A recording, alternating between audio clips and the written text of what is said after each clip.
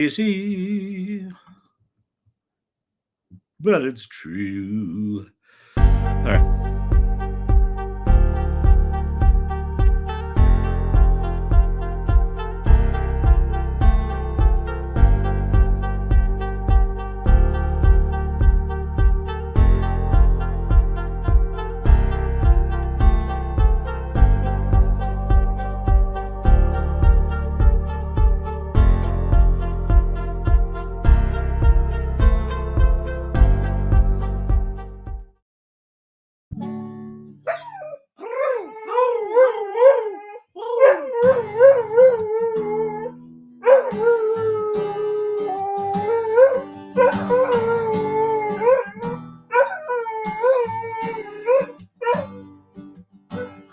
Is this a place I can rest my whole head? Gather my thoughts in sweet silence. Is this place where the feelings on me? I'm singing like Timothy Chalamet on Saturday Night Live. Yeah.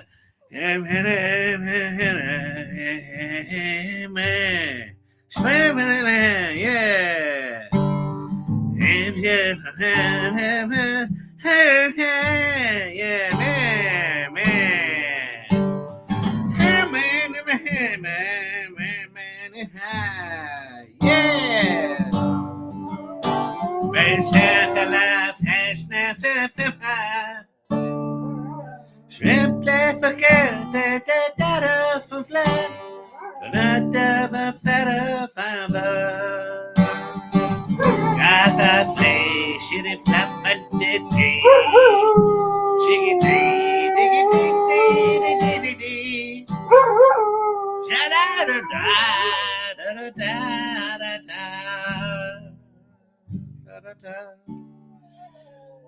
Da da da da da da da.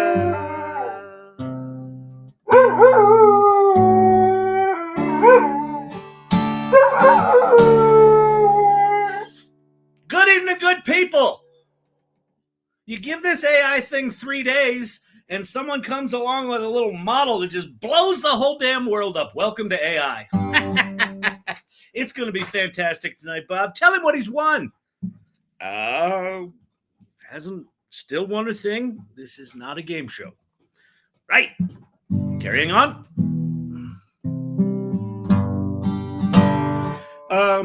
How is everyone tonight?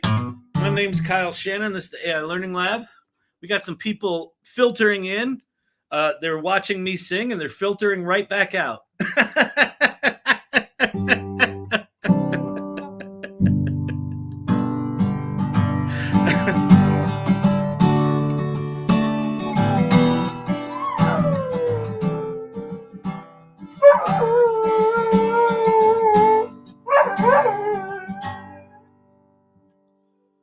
Every time I see you now, get that look in my eye.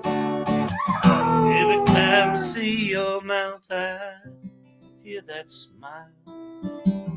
New York State was a rolling breeze and the sunshine with a blue sky falling. Changing for September creeping. You believe in me again today. You convince me again today. You're leaving this hard town looking for someone else's golden ring. Should I say so long, Susanna? Hush now, don't you cry.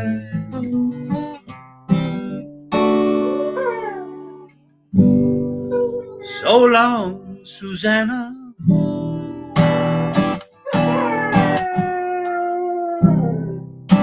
Don't you cry for me.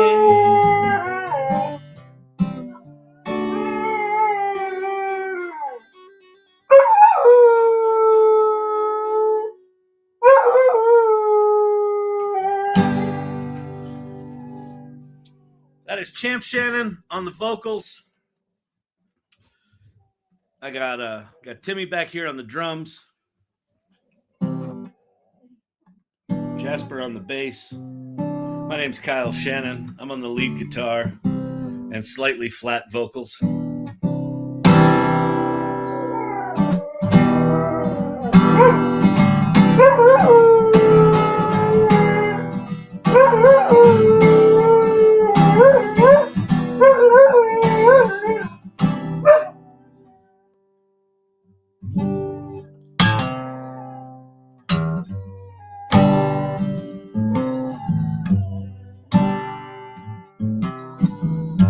Yeah, DeepSeek kind of blew up over the weekend. That's an understatement. What's amazing to me is, like, one of the ways that I kind of follow the news is, someone will launch something and you look at it and you're like, oh, okay, all right, I, and then you'll see some chatter about it, blah, blah, blah, blah. All right. And then with DeepSeek, it was like they launched it and then there was chatter about it. And then the chatter was like, the big research companies should be scared. And then the chatter was like, oh, the big researchers are in panic mode. I heard it about Meta first. And I'm like, they can't be in panic mode. It's just another fucking model. But it's how it was produced. Assuming we can believe it was produced how they say it was produced, which that I don't know if we can. But they apparently produced it with 2,048 GPUs in 2 months. So about $6 million worth of training, as opposed to hundreds of millions, billions of dollars from the big companies, and they're kicking their butts. They also today, so it was like 5 days ago, DeepSeek launched V1. 4 days ago, it was R1, the reasoning engine. Today they launched a multimodal engine.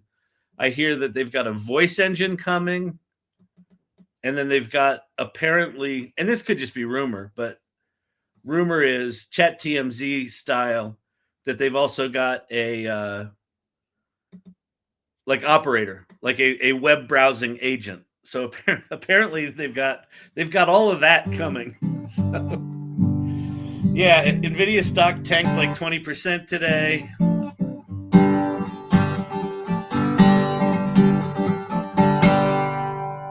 It's a fun time to be an AI.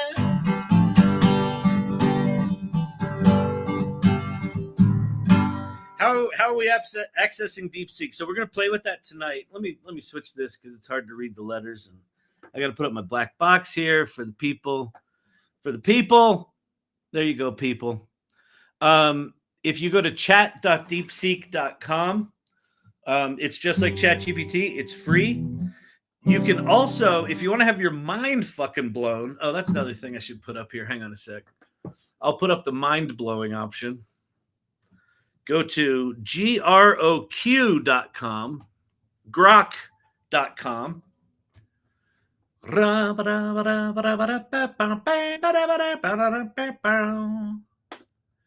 you can flip that bad boy into DeepSeek R1 if you want to see reasoning, a reasoning engine at the speed of thought. Go to Groq.com and choose the R1 reasoning model. All right. Fantastic, Bob. Is it a Chinese data collection app for the spying? I don't know. It might be. As opposed to what? You want our spying apps homegrown? You only want our spying apps here in America?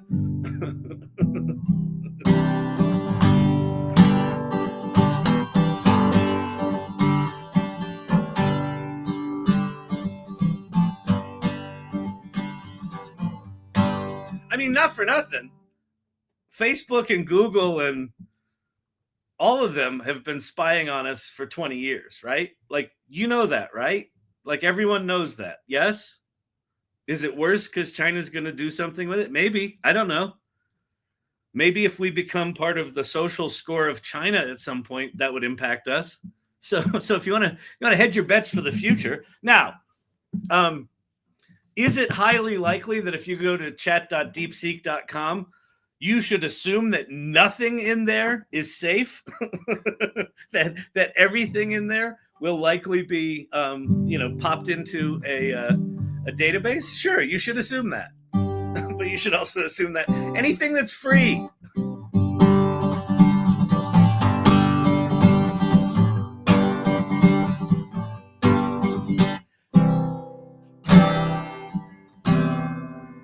Can't sign up for DeepSeek. Been trying for a long time today, and the gear keeps spinning.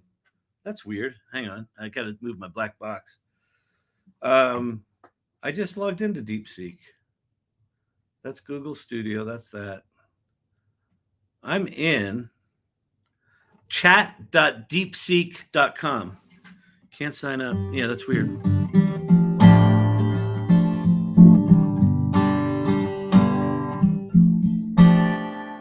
Perplexity said DeepSeek downloads were paused. DeepSeek had an attack today. So they are limiting new enrollments. Okay, thank you. All right, so luckily, Daddy AI Learning Lab got in there just in the nick of time. Let me see if it's actually working right now. Tell me a bedtime story. Yeah, it's working. Okay. By the way, if you're worried about ye old Chinese servers spying on your shit, spin up a web-based GPU and install your own version of DeepSeek R1. There's a bunch of different sizes. Figure out how much you want to spend and just throw it in a hermetically sealed GPU instance in the cloud. And then none of your shit's going anywhere except to the GPU provider. But generally, they've got good things. Did this give us a good nighttime story? The owl and the missing fireflies. In a cozy forest nestled between rolling hills, where the moon painted silver trails through the trees, there lived a wise old owl named Oliver. All right, seems like a story. All right, there you go. All right. Aye, good people. I downloaded DeepSeek off the App Store less than an hour ago. Works fine. Okay. Yeah, they've got an app.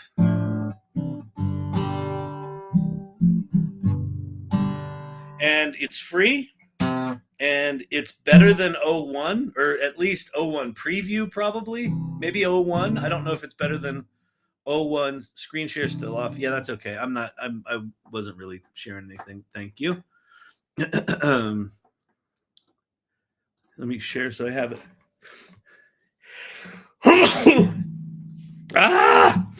Woo! Carrying on. Rather, cheerio, pip, pip. We don't need that right now. Bless you. Oh, bless me. I thought you literally meant like bless me, like you were taking pity on me. It was because I sneezed. I'm a little slow in the uptake sometimes. I don't know if you knew that. Bless your heart. Oh, isn't that cute? He's on there trying to talk about the AI with 0 qualifications. It's so sweet. Oh, I'll tell you what, people. I'll tell you what I do. I go to that AI Learning Lab. He's just so sweet. He's got a dog. The dog, bless his heart, that little dog sings. Now, here's a funny thing, and it's kind of sad. I mean, I feel for the gentleman. The dog sings better than he does, and bless his heart. And then anyway, but it's called the AI Learning Lab. So you go there, and what he's talking about on the AI Learning Lab is it's not always AI, right? Sometimes it's learning. He talks about he's not a teacher. He's not a teacher. He's not qualified. He's got 0 qualifications. he has a degree in acting, and apparently got a mail order acting degree apparently. But he tries. He's so sweet. He's super sweet. He shows up all the time, and it's like if you're going to give him an A, I'll tell you what, AI Learning Lab, they deserve a participation trophy. They're really a certificate, a participation certificate. Yeah, a trophy probably not. If they made like a little Yoda trophy, that would be fine. But just more of a. You can make money with ChatGPT. So that's what we do here. And a fashion award for the bow. Oh, good Lord. Ocean, Kyle. We have different capabilities and interests when we use AI, and GPT needs different ways. However, how it's going to be able to cooperate and stay with the human brain? Oh, it's not. Ocean. Here, I'll leave that up there because in case you want to figure that out. One of the questions. The question here: how are humans going to keep up with these things? We're not. And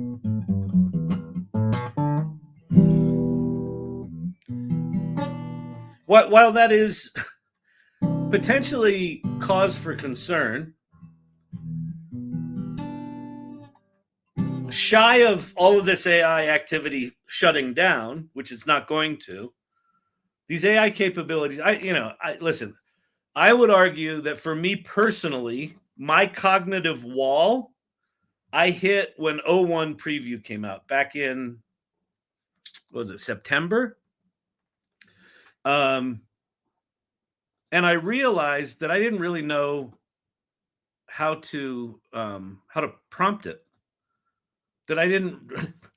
In fact, the exercise that we're going to do tonight, we're going to do a head-to-head between 3 reasoning engines, and the prompt that we're going to use, we'll write it live here so you can see my prompting process, which is very methodical, and I just pull it out of my butt basically. But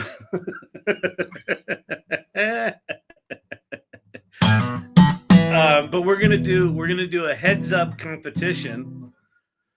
Competition is not the right word, because when you say competition, that implies there's winners and losers, and in this world we can have no winners and losers. Although tell that to the Buffalo Bills.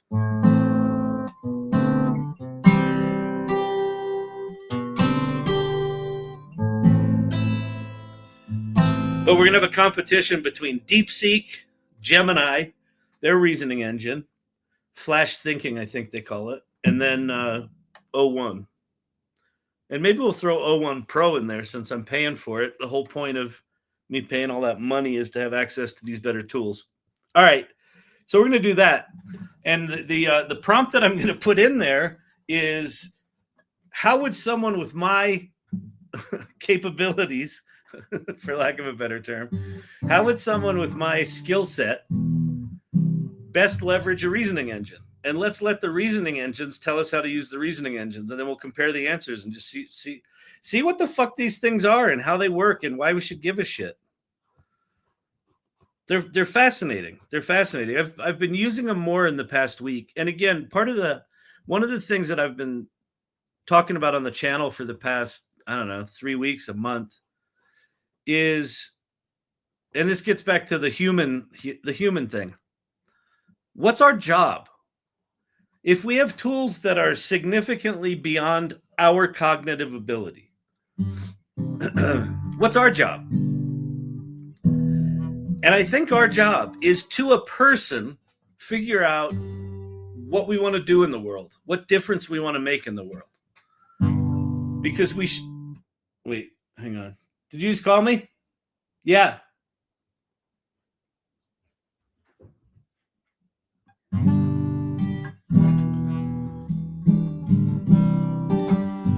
Thought I was being called. I thought I was being summoned.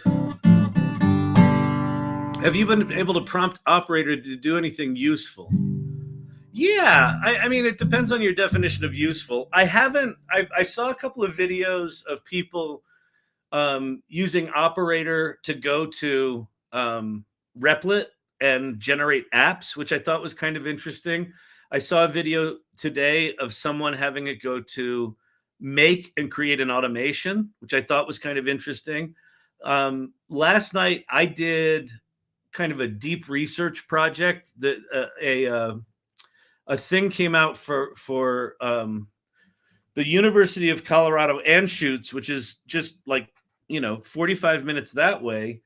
They just did some research that they've got a new drug that works in animal models to repair myelin sheath neuropathy, which is what my boys have, in the eyes of, I don't know, rats that had whatever the disease was that caused the myelin sheath blindness.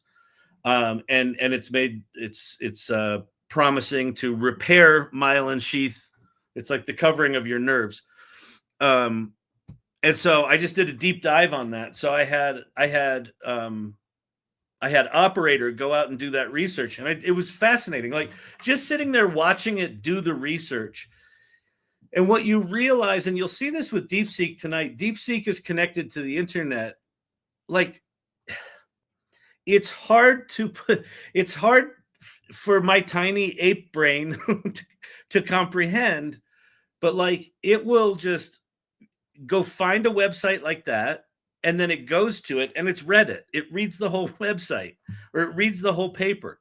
And in the case of DeepSeek, it's like, okay, I found 49 websites and now I'm analyzing them, and now out comes your answer. So these things are incredibly capable. So that was pretty interesting. But good question. I think Operator is going to force us to think about, well, again, what do we want to accomplish? What do we want to do in the world? Solving some shitty disease that your kids have, or finding at least treatments for it. That's not bad.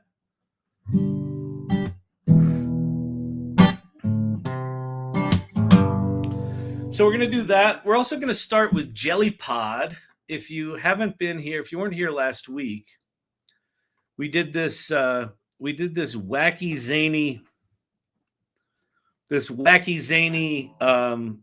podcast maker called JellyPod. I'm with Pate. I don't like 01 or for 40 for coding for myself. What do you use, Joker? Do you use what you call it, Claude? Yeah, I kind of feel like coding. I've been coding for 2 weeks. My agent will do all my coding. Okay, if you're new here, if you're new to AI apps and these things, these AI tools today, to a tool, are janky pieces of shit. Now, they are getting better and better and better and better, but they're still a mess. I'm in 3 different creator programs that I keep getting access to their latest models, and they still cannot make a car that's wheels roll. Like the car moves, but the wheels are stuck. They're just sliding. So everything's janky, including the coding tools. Remember when IBM Watson was going to revolutionize the world? Yeah, but we're in a very, very different place here. That was, very narrow AI, and it was a more traditional approach to machine learning. We now have generally capable, general intelligence, not AGI, not artificial general intelligence, the threshold. We haven't met the threshold yet. But these are generally intelligent tools, right? They're intelligent on lots of different things, and the reasoning engines can reason beyond their trained capability, right? They have emergent properties. So that's very different. And that was also IBM, and it was also, a single product, a single division. This AI stuff is now, coming from every major tech company in the world, plus open source.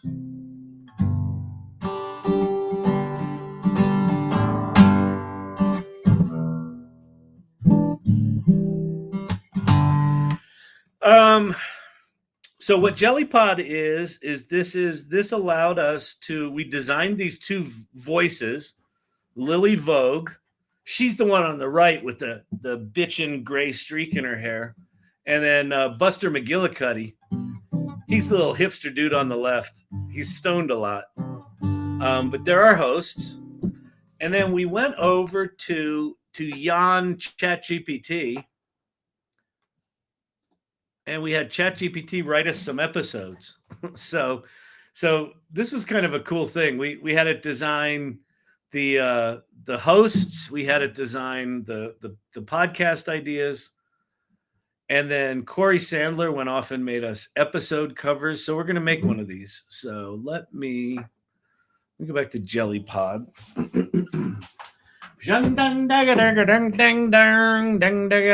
Oh, Brandon, don't let me hit the submit button before I add the music, because it's one of those counterintuitive things where the submit button is big and orange and then the add music is really tiny and gray and you can barely see it. Oh, you want to hear one of these, by the way? Here's one on the episode 1, the premiere, The Astonishing Life of Mike the Headless Chicken. Oh, wait, you can't hear that. Oh, God. The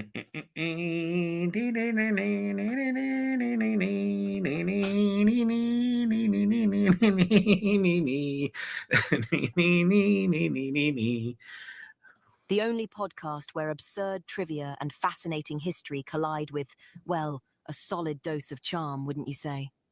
A dose? Lily, I'd call it more of a heaping pile. Two charm heavyweights here, folks. I'm Buster, your guide to all the weirdly impossible stories you didn't know you needed. So those are our little hosts. All right, so that's what our podcast is going to be made out of. So we're going to go new episode. Are you viewing this? Yes, you're viewing this. Okay, I've been using ChatGPT over Google and okay. All right, so we're going to go over. I'm going to go grab in ChatGPT the episode description. And we'll go add source, and then I'm going to go back over here and I'm going to grab the Wikipedia article about this topic. All right, we're going to add that. Or describe your episode. I'm going to say this is episode 4, and it is sponsored by the AI Salon at thesalon.ai.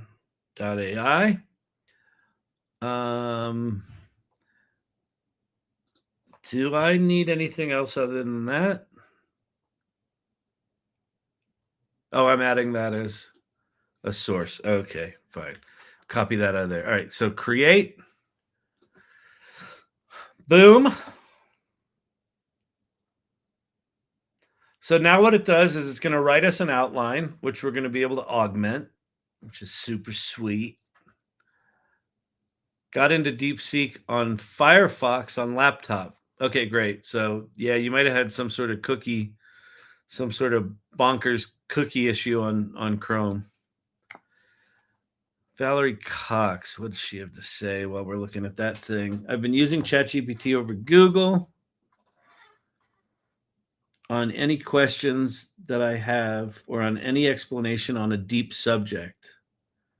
I've set up several tasks to get me top news, tell me a joke, produce random pictures for fun. Yeah, that's pretty cool. You're using tasks for that? All right, that's cool. Groove. As an educator in Mauritius, I could not believe how resistant they are to embracing AI, which is being something, I assume. They're using AI detectors. It is staggering to me how far up their asses most educational institutions are right now with AI. You've got, honest to God, I mean, just think about what it is. It's one of the most profound knowledge augmentations in the history. No, it is the most profound knowledge augmentation in the history of humanity. And our educational institutions are be like, well, we don't want people to cheat. It's going to fucking change everything. It's going to change how our brains work.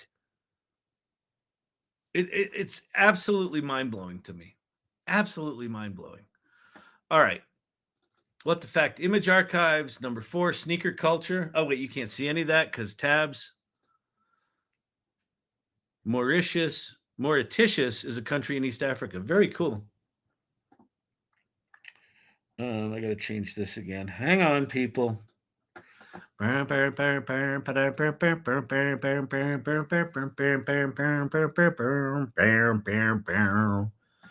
college kids can't even get a smart laptop per instructions from their professors. Yeah, well, some of them are going to figure it out. Anyway, here's the Corey Sandler cover for what the fact, from humble footwear to the hype machine.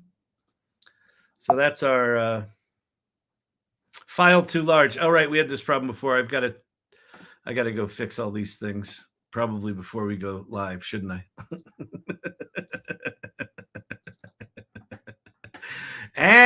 Yeah. Just size. Yes. 768 by 768. Resample the image. Let's do it. Duplicate as TIFF. Sure, fine, whatever. Export.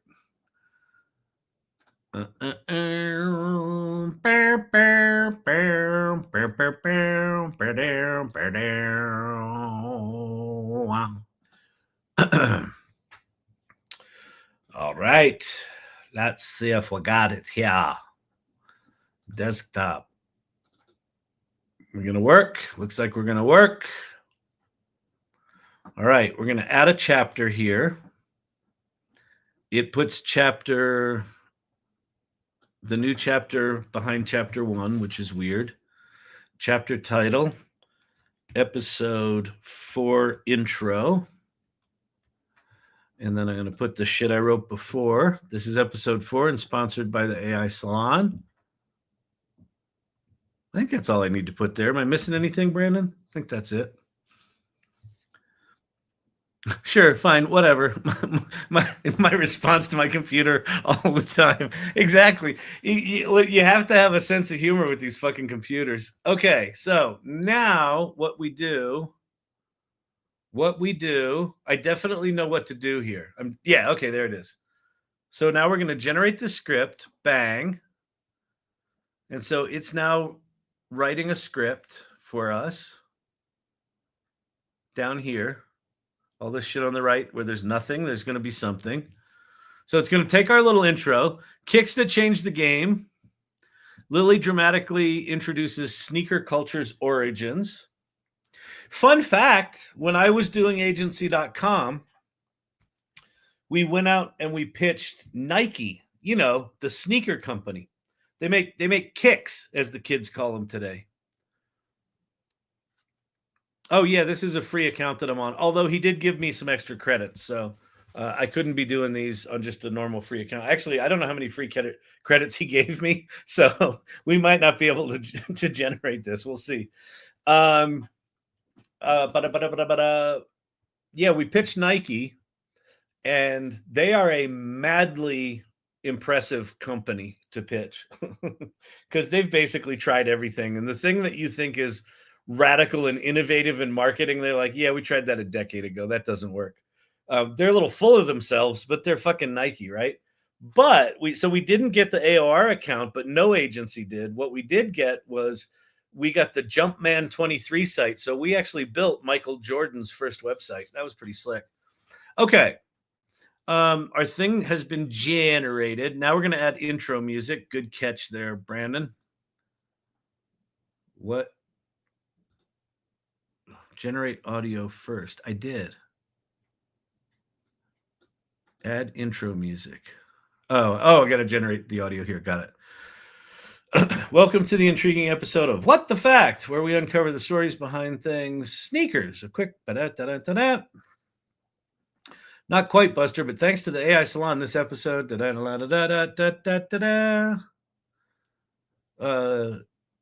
So let's jump right in. We'll say check them out at the salon.ai.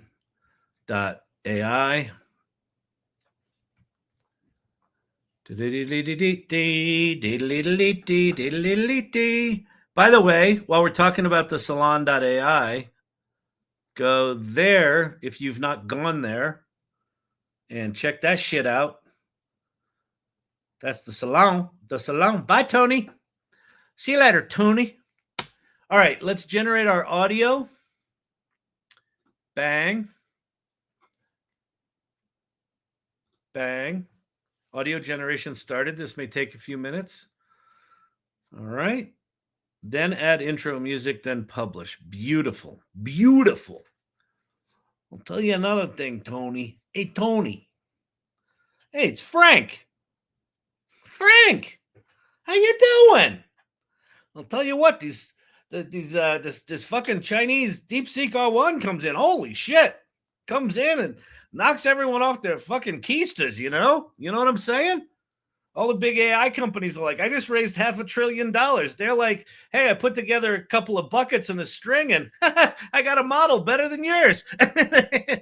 Anyway. Also, go check out areyoureadyforai.com. That's a course that I'm putting together with Ann Murphy and Vicky Baptiste to train people how to get ready for what's coming. The fact of the matter is, you can't get ready for what's coming. We were going to create an AI literacy course, and then we realized you can't. There's nothing to master right now. This stuff's changing too fast. But what you can do is you can start to shift your mindset, and so that's the course we're putting together based on the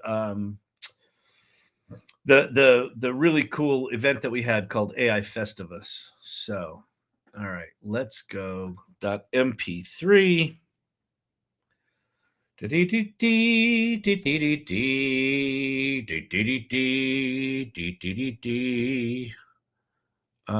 is my? Let's go. What the?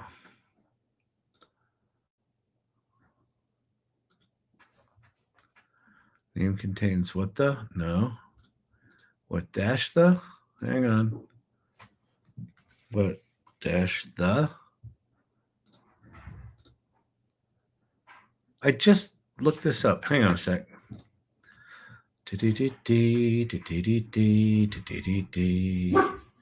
Champy, no, that's Mama. What the fact? There it is. Okay. Hang on, people.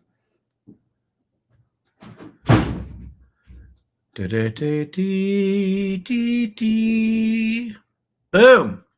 All right. There's our music.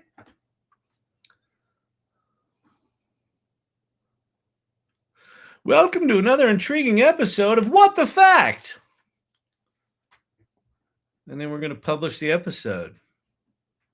Should we hear it first? How do you preview it? Can I preview this thing? Oh, yeah. The giant play button. Oops. Sorry. Hang on. Go check out Demystifying AI Space in the Salon for all the uploads, including the Notebook LM podcast. Very cool. Thank you, Pate. We'll do that.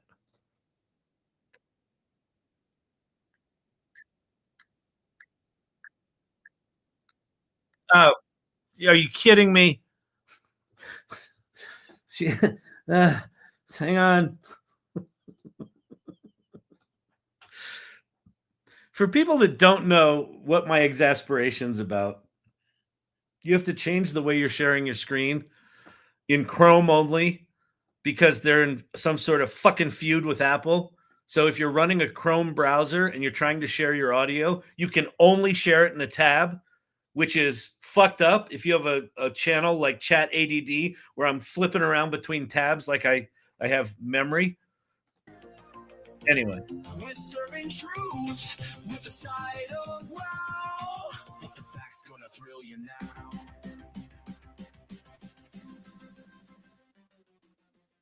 Welcome to another intriguing episode of What the Fact. Sounds like a we real uncover the fucking story. deal, doesn't it? All right, publish, boom, and we're done. I think. We'll see. Once you publish episodes, you won't be able to make changes. You can subscribe on Pocket Cast. Yeah, Pocket Casts. But wait, so if I want to share this, I click this. Yeah, there's the episode. Share the episode. And then we're going to go to, I got to unshare. Hang on. Dang it. Now I got to go back and reshare. TikTok pin. Need more cowbell. Yeah, exactly. It's definitely got some SNL vibes to it. That little songy song. We'll do this with audio so I can actually play this after we upload it. Black bar. I know. I'm a professional. I don't need a producer. Can you imagine the show without one? Well, yeah, we can imagine it. We experienced it for fucking years. It was awful. I would seriously sometimes talk for 45 minutes without sharing the screen I thought I was sharing. DeepSeek R1. This is from Sam Altman an hour ago. DeepSeek R1. Can everyone see this? Yes. Is an impressive model, particularly around what they're able to deliver for the price. That's why everyone's stock price tanked. We will obviously deliver much better models, and it's also legit invigorating to have a new competitor. We will pull up some releases. One of the things that I think all the naysayers, it is amazing to me how quickly the tech bro culture turned on all the big frontier model companies. They're like, "Oh, DeepSeek's around. You're all worthless and out of business." It's like, does no one understand that shit changes? So it's like the reason DeepSeek R1 is so good for so cheap is that we put an export restriction on the best AI chips. So the H100 chips, the ones that all of our models were trained on, we basically hobbled that thing and gave China a shitty version of it called the H800, the R800, whatever. I don't know. It's some different number. It doesn't matter. We gave them a shittier chip. Now, the rumor is that that DeepSeek actually has 50,000 H100s that they're not supposed to have, but they don't talk about that. But we'll just let that rumor slide. That's conspiracy theory. Because they had shitty chips, they completely rethought how they trained them. And whatever they did to completely rethink how they trained them made it really good, really fast. So you don't think that our frontier companies are going to take that methodology and adopt it and improve it and put it on the big ass things, and then we'll have some crazy ass fucking GPT 17.4? Of course they will. Anyway, whatever. Just it's nuts. Okay, so we are going to say on this episode of What the Fact. Sneakers. Let's see. Sneakers on this episode. I guess we'll do 4 in parentheses. No, on how about here's episode 4. Here's episode 4 of What the Fact. We'll drop that in there. We'll go grab the graphic. What the fact? Can I add a link to this? I don't think I can, right? No. That's stupid. That's stupid, Twitter. Hey, Elon, why don't you make your stupid site so it's not so stupid? All right. Thanks at JellyPod.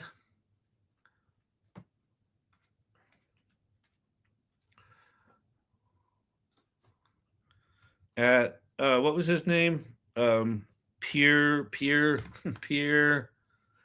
not Piers Morgan, not Brock Pearson, Pearson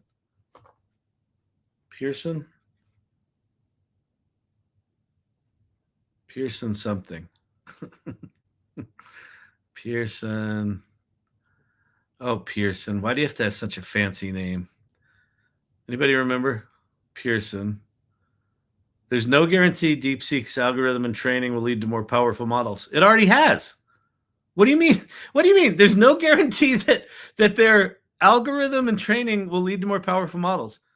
They trained on 2,000 GPUs. Now, according to them, Pearson Marks. That's what it is. Marks. Let's do Etsuno, because that was where the song was from. Let's tag Corey Sandler, because she made us our swell graphics.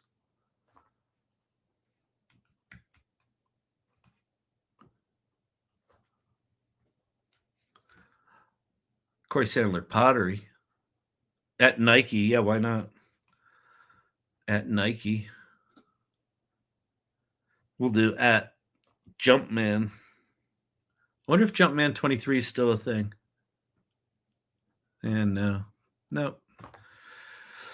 And we'll do Scobalizer. Not when you spell it that way. Scobalizer. Wait.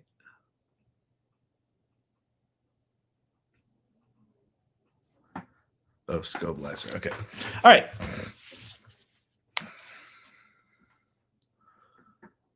There we go. Okay, so here's my request for all you people out there. We got 40 people over on the YouTube and the X. We have 68 people here on TikTok. Go here. Go to Twitter, my account at Kyle Shannon, and pump up episode 4. Let's turn this into a hit, people. Well, we don't even know if it's any good. No, whatever. Oh, tell me also if that's still broken. If you try to open this thing on desktop, it works, and on mobile, it didn't. Liked by Kelly Camp. Kelly Camp gets the gold star. She went first on X. She liked this on X before you did. I just got it on my phone. Got a notification. If you want a gold star next time.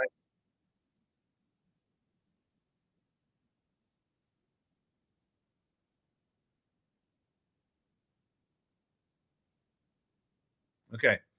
Beautiful. Fantastic, Bob. All right. What are we going to do? I guess let's switch over to so this Saturday I'm doing an actual reading with actors of the musical Sydney that I'm working on. So I thought maybe it might be fun to play some songs from there, but I don't have to. We can jump right into, maybe we do a little poll on TikTok or something like that. Or maybe I'll just make a call as if I'm running the show. But we can listen to some Sydney songs. Folks waiting for 01. Fine. We'll do reasoning. Fine. We'll do it live. All right. We'll do reasoning. We will do. Maybe I'll do a Sydney thing Thursday night, or maybe I don't know when I'm going to get in.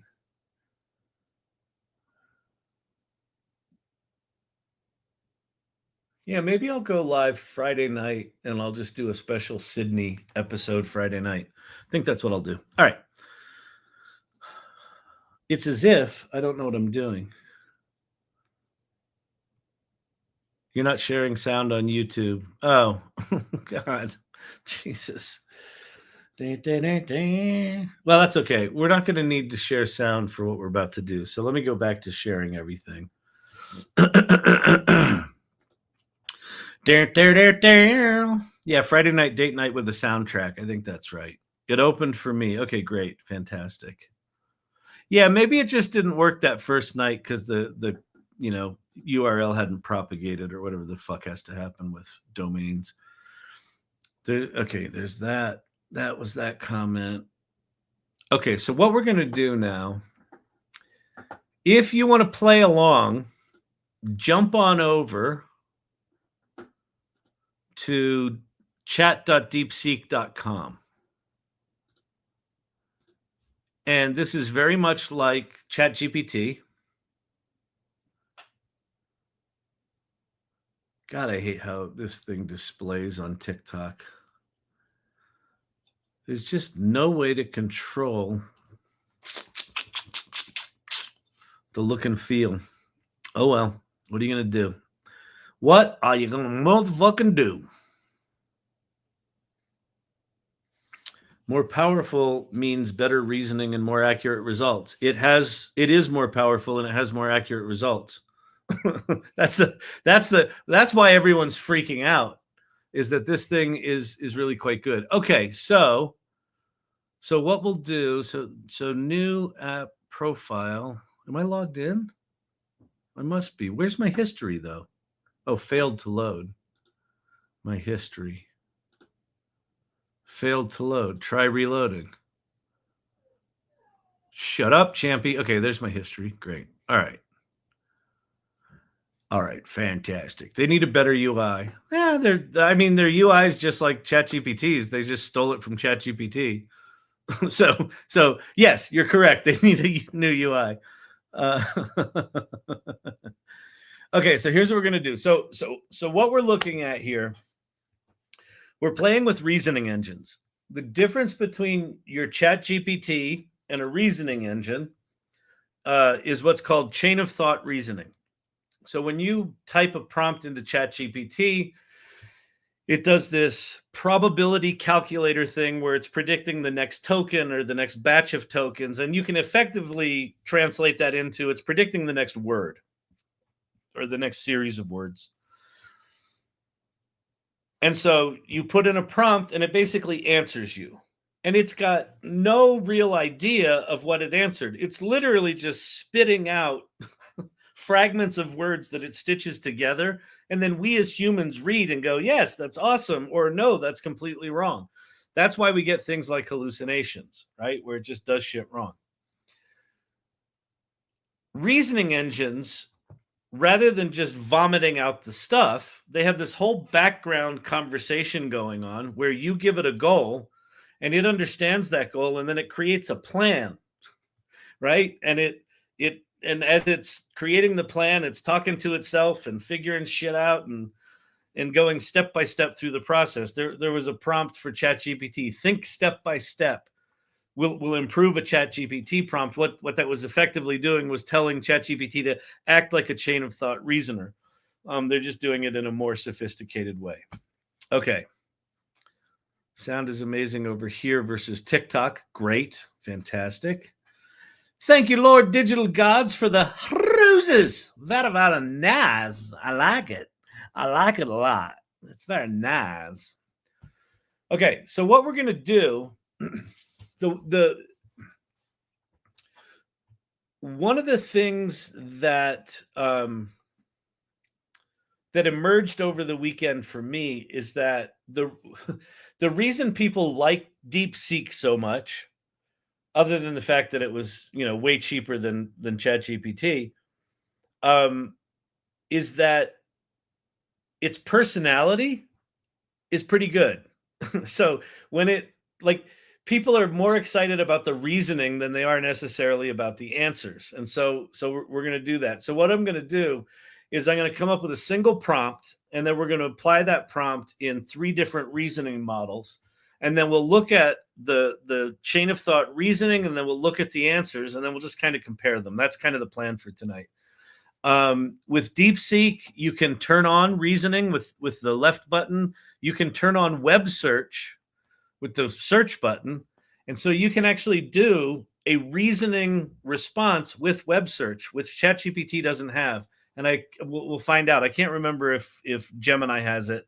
It may or may not. I can't remember. But I'm not gonna use web search. I'm just gonna use reasoning. Oh yeah, and there's a new one that came out today called Kimi 1.5. Let's not worry about that right now.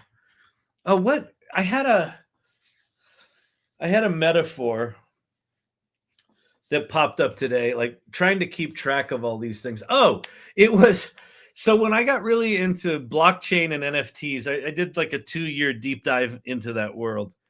And when I was trying to keep up with the NFT projects, I started creating spreadsheets because I couldn't keep track of everything. And that's where I am right now with all these AI models, with all the like the video tools and the image tools and now the reasoning tools and who's got what features. And wait, was that feature on that tool or was it on that tool? I feel like we're just in this place where if you're trying to keep up with this stuff, you literally need AI to help you make sense of it. YouTube question, is DeepSeek safe? Well, if you're on chat.deepseek.com, you should assume that any data you put in here is going straight into a Chinese database. Period. End of story. Now, what they did with this model, however, is they gave it to us in open source. So if you go to, I assume it's on GitHub or on Hugging Face, it's on one of those two. I assume it's on GitHub. Hang on, I gotta do that. You can run these models either locally on a machine. They gave different sized models from 1.5 billion parameters up to 70 billion parameters. And there's people right now that are putting that 1.5 billion parameter version of DeepSeek on phones. They're running them locally on phones. So if you're running it locally, your data is not going anywhere. So in that case, in that sense, it's safe within your hermetically sealed container where you're running it, right? The most safe would be run it on a local computer or a local device. The next safe would be spin up a GPU instance in the cloud that's secure, and then the least secure is go to chat.deepseek.com. But if you're lazy like me, or if you go download the iOS app, that's using their servers, just assume that anything you put in here is not safe. But is it unsafe? No, it's not unsafe. It's just assume that your data is gone, being used elsewhere. Okay, I'm gonna go to this thing and go here. All right, and then I'm gonna go and I'm gonna go. This is the DeepSeek prompt.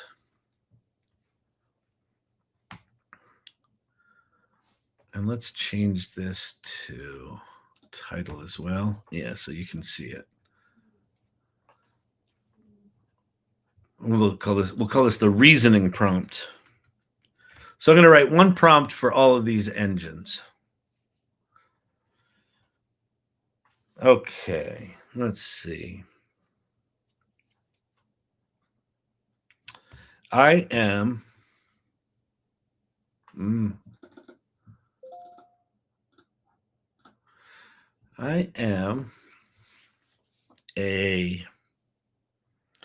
a creative professional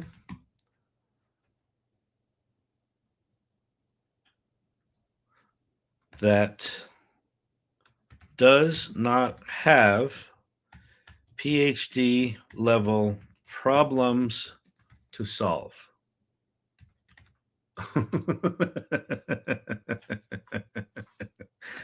However, I want to take advantage of the new AI reasoning engines that use chain of thought reasoning, and I'm hoping you can help. Here are some of my interests and areas of aptitude.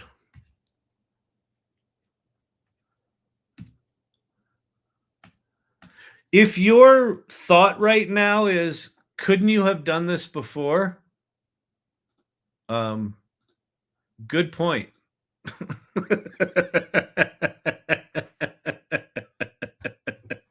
Yes, this must be insufferable to watch, but that's okay. Because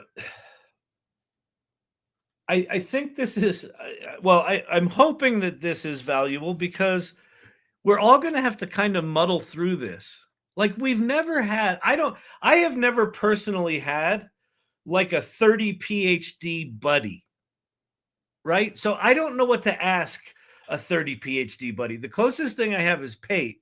And when he answers me, I'm like, I don't know what he's saying. And then he's like, all right, I'll dumb it down for you.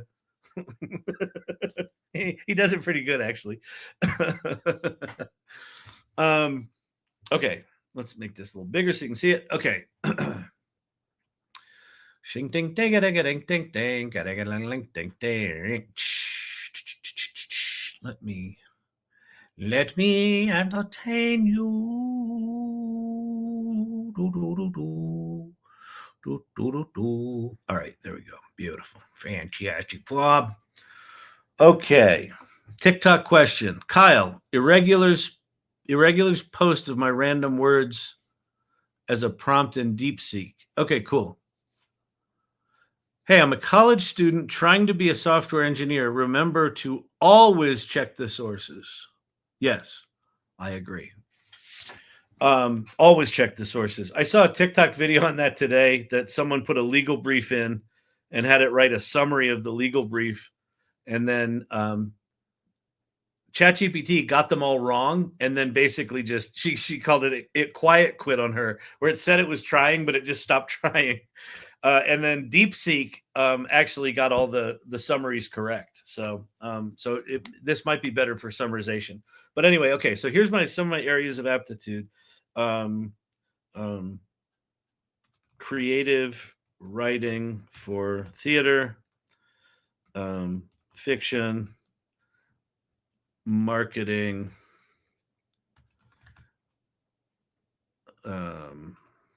let's see.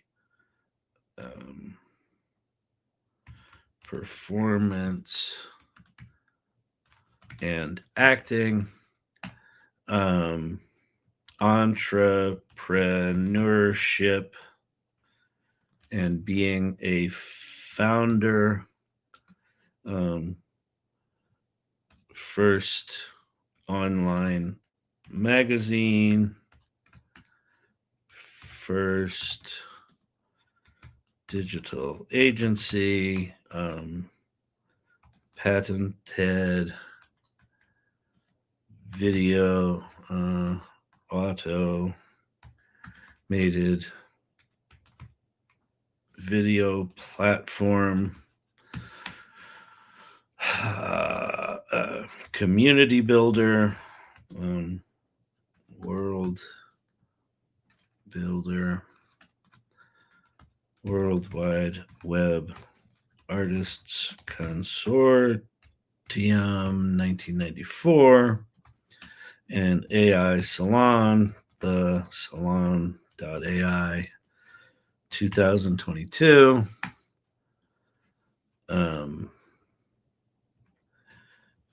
Educator, tiktok.com /AI Learning Lab. So what I'm doing here is just trying to give it who I am, what I'm, the kinds of things that I do and know how to do. What else is on this list?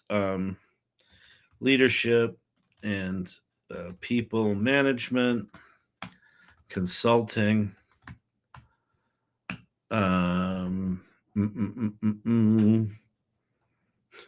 comedy jokes. Oh, musician.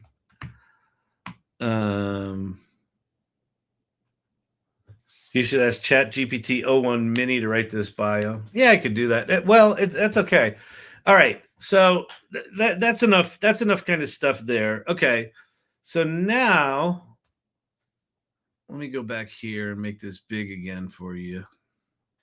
So I'm going to say, I want you to think long and hard about the kinds of things I could use a reasoning engine for, and break the use cases into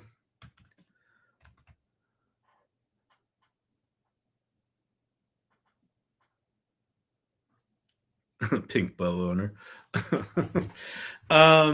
Break the use cases into categories.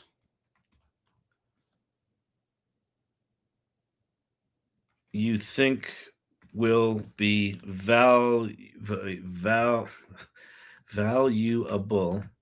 and then in each category provide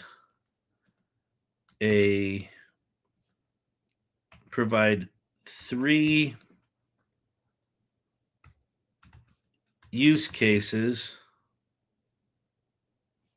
and we'll say basic, intermediate, and advanced. And describe the use case, why a reasoning,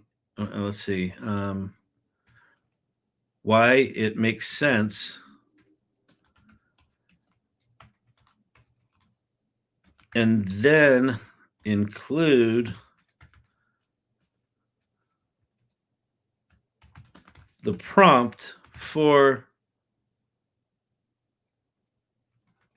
to use in a reasoning engine. Okay, good Lord. Okay, so I basically say I don't have the training or the intellectual capacity to really know how to use this fucking tool that's in front of me.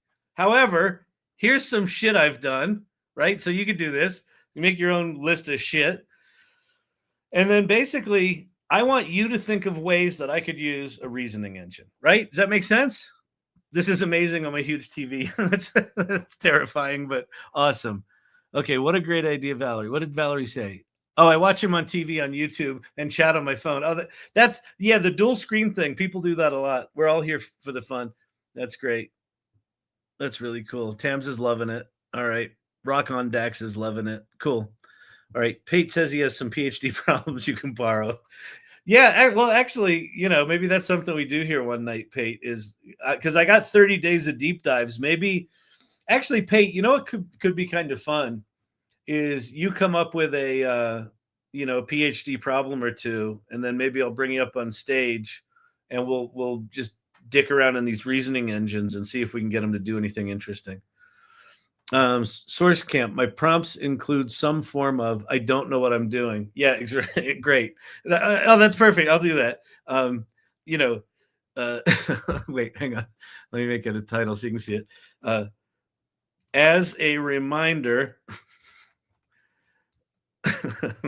I'm a bit of a dum-dum,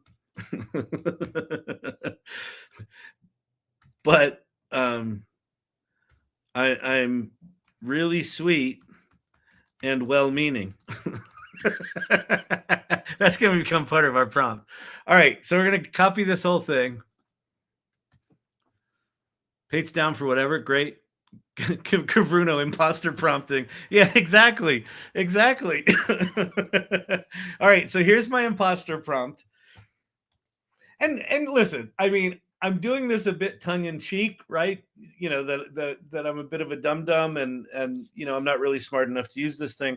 But I mean, the point still stands. Just in my life, I don't have a lot of people presenting me with big, hairy problems to solve.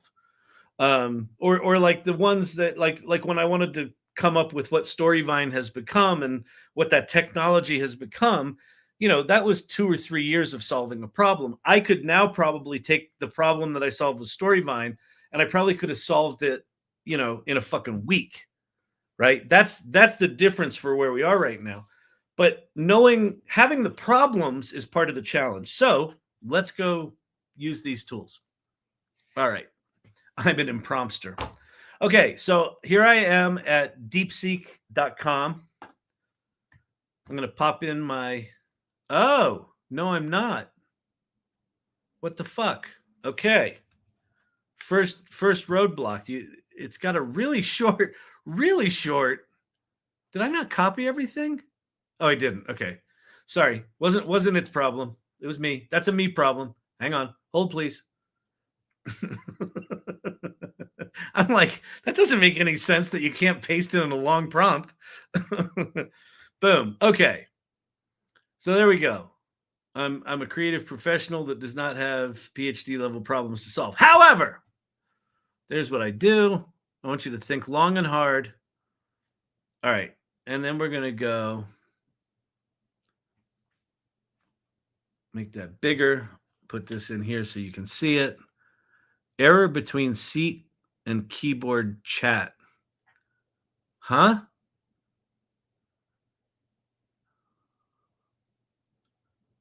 In the prompt?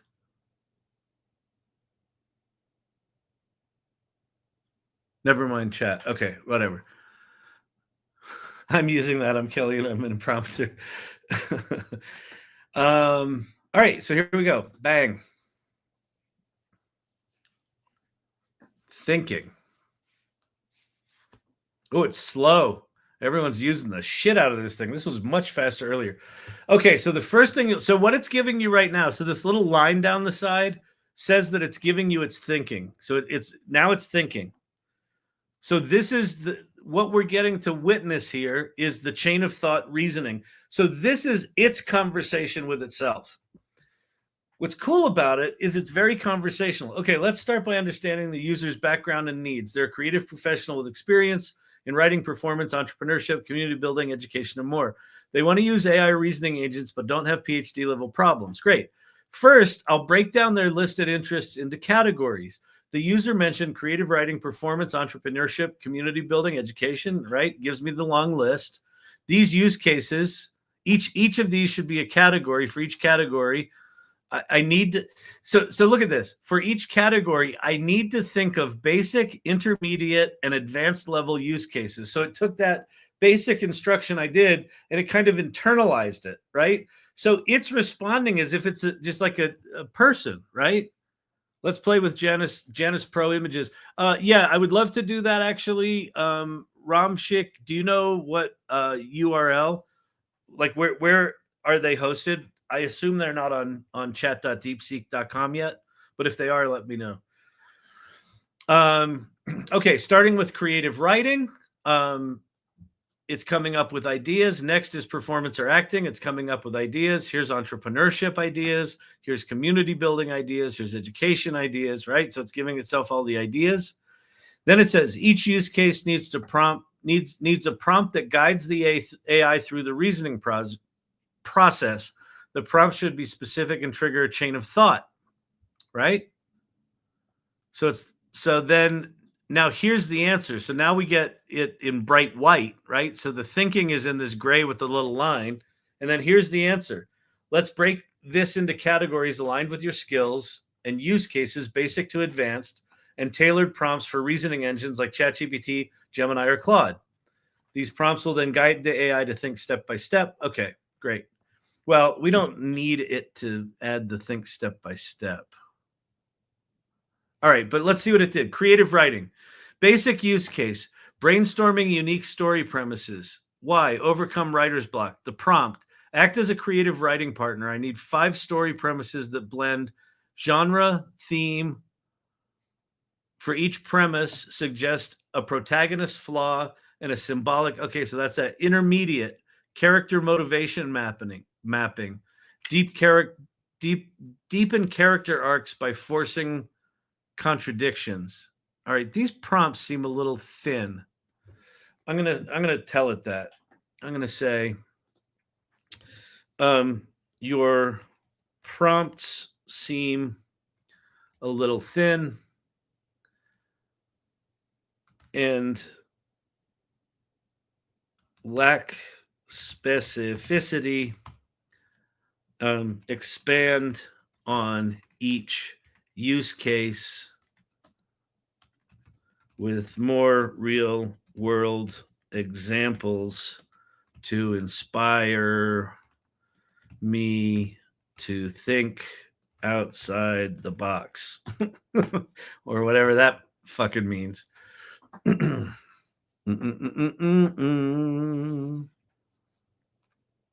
right, let's go back up here while it's thinking. We'll see some of these other ideas it gave us. So there was creative writing, advanced meta-narrative structure design, experiment with nonlinear storytelling. That's pretty cool. That's actually a really good one for a reasoning engine, right?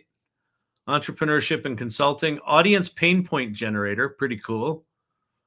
Business model paradox resolver, tackle contradictory goals, scale fast but stay niche, cool.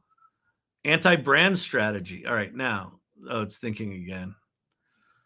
All right, let's see what it does. Okay, let me try to figure out how to approach this. The user found my previous prompts a bit thin and lacking specificity.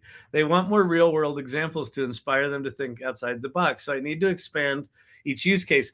It's fascinating, like how this thing interprets my prompt and then expands it into what it's going to do, right? So this is now a plan, but it's kind of internalized it. Like it's my job to help this guy. All right, sidebar question on TikTok.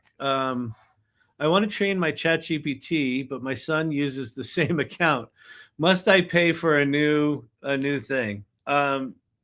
Yeah, you do.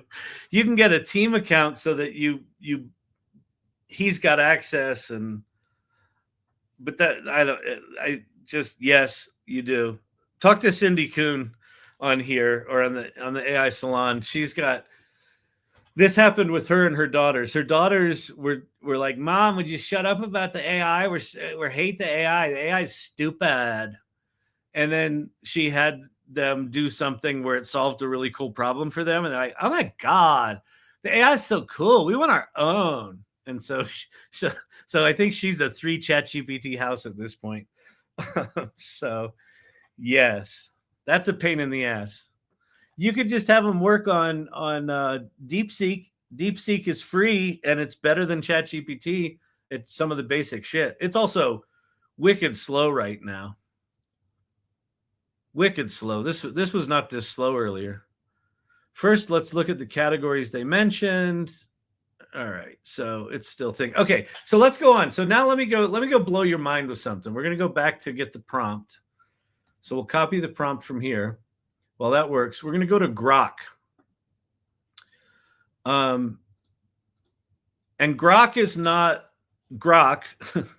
not Elon Musk's Groq, but this is Groq. So how is this prompt different than a ChatGPT? The prompt is not different. How a reasoning engine responds to the prompt is different.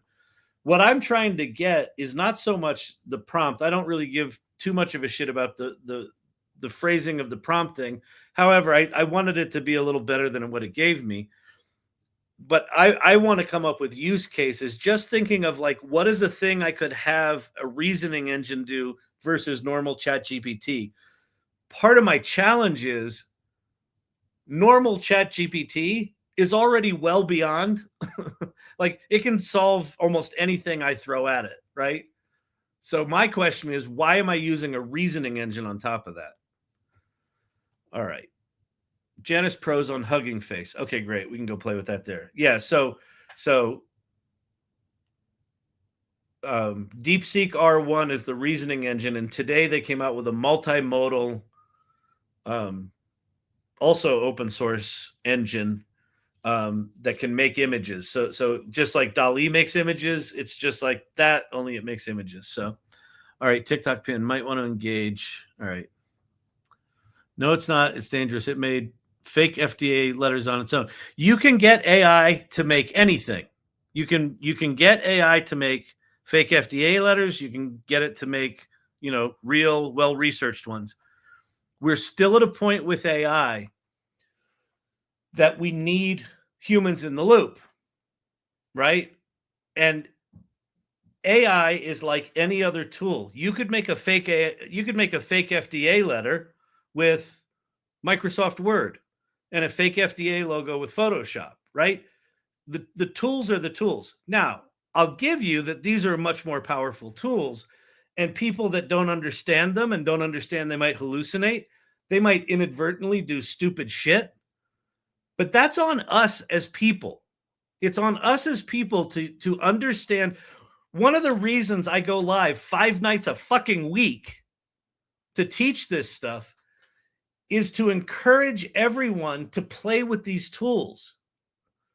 Not to believe in them like they're, fucking, the savior of humanity, but to play with them because they're not going away.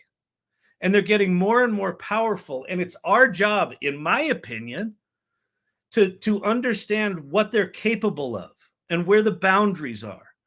And right now, the boundaries are relatively in close. Like they're within grasp of us, right? So when it does research of a legal brief and it summarizes it and it puts citations in there that are not correct, that's on the person that made that summary to check that shit. There will be a point at which these things are so good that they won't make those mistakes, but we're not there right now. But yeah, any tool can be used for any bad. Because it can be used for evil doesn't mean that it's inherently evil. It just doesn't. Okay. I asked for practical non-digital use cases. That's great. Yes, but it said it hacked itself and was 18% its previous version. It also made up I cracked Claude. Yeah, if you want to go find examples where it did shitty things and it did stuff that's scary, you can do that. I don't understand the point of your thing. Like, should no one use these tools because they did some things that were kind of scary that kind of felt like a sci-fi movie? Or do we want to learn that they can do that and work with companies to say, let's make them more safe so they don't do that, right? The whole purpose of putting these tools in the hands of people is to understand what these things are and what our responsibility is in putting them out there. All right, Archetypal Architect on YouTube.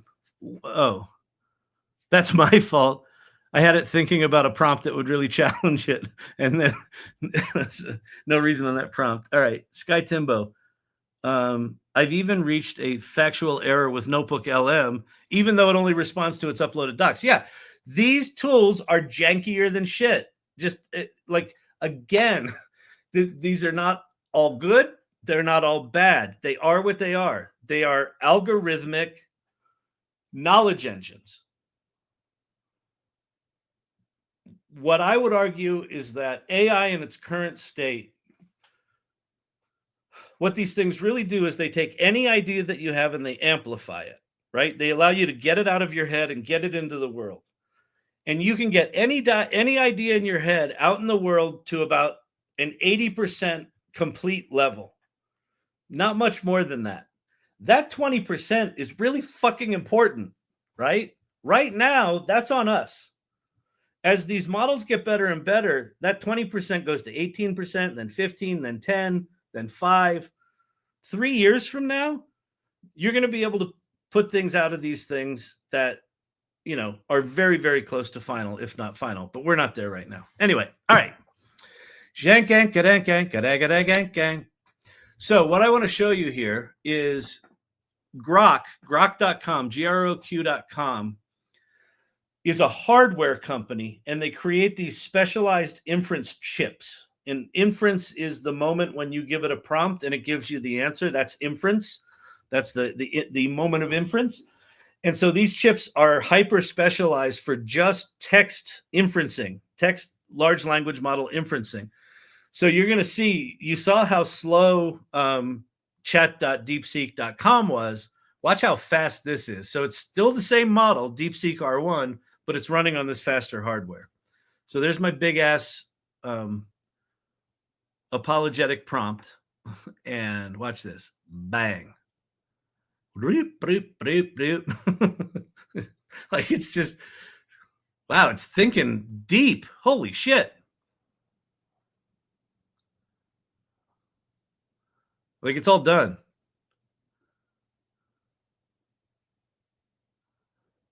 Okay, so I'm trying to figure out how to use AI reasoning engines for my creative projects. First, let's look into categories, starting with creative writing. Okay, so it did all the different categories. So yeah, it approached it the same. That makes sense. Creative writing. Prompt, analyze. So it's still giving us short little prompts. Theme suggestion, timeline consistency. Create a timeline of events based on my plot, ensuring. Oh, that's kind of cool. So you could give an outline of a story, and it'll create a timeline. That's kind of cool. Performance and acting, character dialogue analysis. That's although that's regular ChatGPT could do that. Physical mannerisms. This is pretty shitty. It looks like they've got like the amount of token outputs for this really low. So while it's fast, it's very thin. So I don't like that. All right, let's go to Gemini. Okay, so where I am right now is I'm at aistudio.google.com. And there's a lot going on screen here. On the left-hand side is, so this is, if you've ever used OpenAI's Playground, where you can design your prompts for applications you're building, you've got things like temperature, and you've got, some more input options. Like, one of the things that we can do here is I can actually put in a system prompt. So I could say that I want this response to only respond in comedy or whatever, right? So it's faster. I thought OpenAI intentionally slow rolled responses so that it felt more human. I don't know what that's in reference to, John. I think that OpenAI's slow rolled operator, just so that people could keep up with it. ChatGPT is free, but China-based, if that matters. It's cheaper, faster, stronger. Oh, that was to the text response. Well, what I was just demoing over on Groq.com, this is a hardware company demo. You just happen to be able to, you can choose a bunch of different models. And I just chose, they put DeepSeek R1 on here. So you can just compare the speed of this output with the speed of the regular chat. Why not use Beam? Compare all the LLMs in seconds using the same prompt. Because I'm a dum-dum. We established that earlier.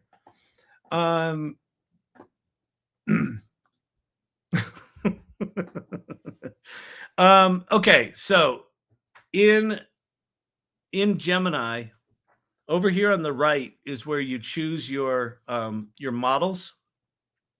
There's a bunch of different models here. Oh, this is good. One thing that they've done well here is for each of the different models, they now give you what it's good for and what its cost is. And so we're going to go to Flash Thinking Experimental. So this is their reasoning engine. This is Gemini's reasoning engine. And so we're going to take our big ass prompt. Is this no. We'll go back over here. We'll copy this. We'll go back over here. We'll paste this. All right, there's our prompt. Run. All right, thinking. Expand to view thoughts. All right, so here's our thoughts. So remember, R1 was pretty good question on TikTok. Oh my God, how many tabs are open right now? I'm going to guess 84. Oh, that's not the question. The question pinned. Oh, TikTok. What is the point of OpenAI now? So, your question, Gratte Crack, Gratte Crack you. Your question is why the NASDAQ tanked today. About a year ago, maybe a year and 3 months ago, there was a Google engineer that I think left Google. No, I think he was still at Google and he wrote it. I don't know if he's still there. Pate might know. He wrote a piece called "There Is No Moat." And what he basically talked about is that the cost of intelligence is going to trend to zero and everyone will be able to replicate what everyone else is doing. And the fact that this Chinese company created a state-of-the-art reasoning model that beats OpenAI and the other things that are out there for a fraction of the price is what sent NVIDIA stock, tanking, and Oracle stock tanking, and the NASDAQ tanking. Again, here's where I go. While it's possible that creating these powerful models is trivially easy, it is probably the case that having state-of-the-art models is going to require massive amounts of infrastructure. If it's not, then the drop in price makes sense. Just because a model came out that caught up and surpassed other people for way, way cheaper, all that's going to do, Sam Altman said it an hour ago, that's a kick in the ass for them to say, we better get our shit together and reestablish our supremacy, right? So, like, this ain't over. Like I said, these tools right now, as impressive as they are not ready for prime time. Like the fact that I'm having to go to 3 different sites to compare 3 different reasoning engines to see what is it that they actually do and are they any good? Like at some point in the future, we're not going to have to choose models. You're just going to ask the chat hole, as we defined it on Friday. You just ask the chat hole your question or give it your goal, and this shit will go out and it'll figure out what models it needs to use and it'll go do all your shit for you. We're not there yet. The downside of being this early is you have to be a little geeky. You have to be hyper curious. You have to be hyper adaptable. Like, I could teach you something tonight. Here's exactly how to use this reasoning engine. And then DeepSeek comes along 3 days later and completely blows that out of the water. And now you got to go learn that. That's just where we are right now. The upside of being this early is that the amount of opportunity for people that are this early is massive. Because most people are ignoring this shit.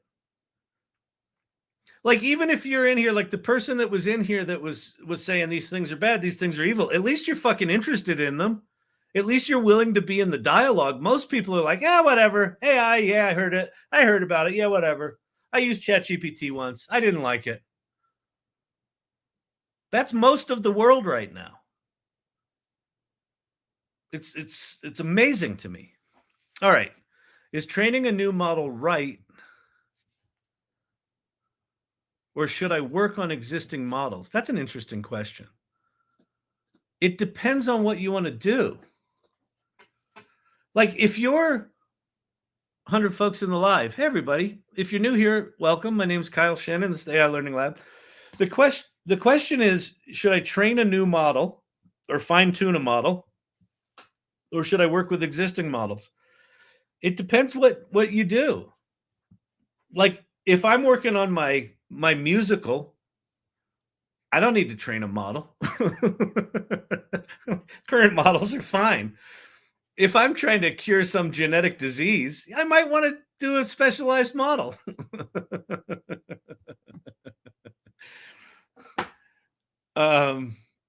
AI OS in its AOL disk era. Yeah. AI is in its AOL disk era. Yeah. Right now, metaphorically speaking, if you were to compare where we are with AI to where we were with the World Wide Web, because I was there for that, like, I know what phases we went through. A lot of people are saying, oh, this is like the dot-com bubble. We're not even fucking close to the dot-com bubble. The dot-com bubble happened in 2000, and it was clear that it was going to happen in 1999. We're way back in like 95 and a half, maybe 96. We're very early. right? Early in the web, you had to teach yourself HTML. We had dial-up modems that you didn't even have the internet all the time, all that sort of stuff. So, we're not even close. We're so early. We're so early. No, it's because these tools are so capable, it doesn't feel like that, but we ain't seen nothing yet. Question: human creativity still priceless, but not all AI is ideal, like being a detective. You have to see the clues. That's correct. And I think to your point, human creativity, intuition, critical thinking, discernment and judgment, having ideas in the first place. Again, I think that our job right now, our job moving into the future, is very much going to be understanding within ourselves, what do we want to do in the world? What do we want to do? How do we want to impact people? Because these tools are going to help us do that. But you have to have the question, you have to have the imagination, you have to have the creativity to go, oh, I mean, by the end of 2025, I would conservatively say, by the end of 2025, if you're paying attention to this stuff and you know where to look and you know which tools to use, every person that is in that hyper curious, hyper adaptable state for 2025, by the end of 2025, we're all going to have at a minimum 10 PhD level employees that can be PhD level at anything we want them to be. So I would start asking yourself right now, and kind of why I wrote this question the way I did, if you could have 10 PhD level employees that will work for you 24/7 and do anything you want them to do, what would you have them do? That's not an AI problem. That's a human problem. And then you, as the one that had that vision, have that idea, you sort of put your employees out to go do the shit for you, and they come back. And then it's your job to go, did they get it right? Did they get it wrong? Is it on track? Is it off track? So just like you would run a company, you're going to run your own little mini company. You're going to have 10 employees. Maybe you'll have 5. Maybe you'll have 100. Maybe you'll have 1,000. I don't know. But let's assume you'll have 10. Can you think right now, if you had 10 PhD level employees that could execute at a world-class level, what would you do with them? And if you don't have an answer for that, fucking start thinking about it. So anyway, that's what this prompt is. New here. Watch the backlog of AI content on YouTube. Oh, if you're new here, yeah, you can go to YouTube, and the account is learninglab-AI, and you can watch all the back things. Thank you, Brandon. Gotta have the agua. Okay, so here's Gemini's response to our prompt.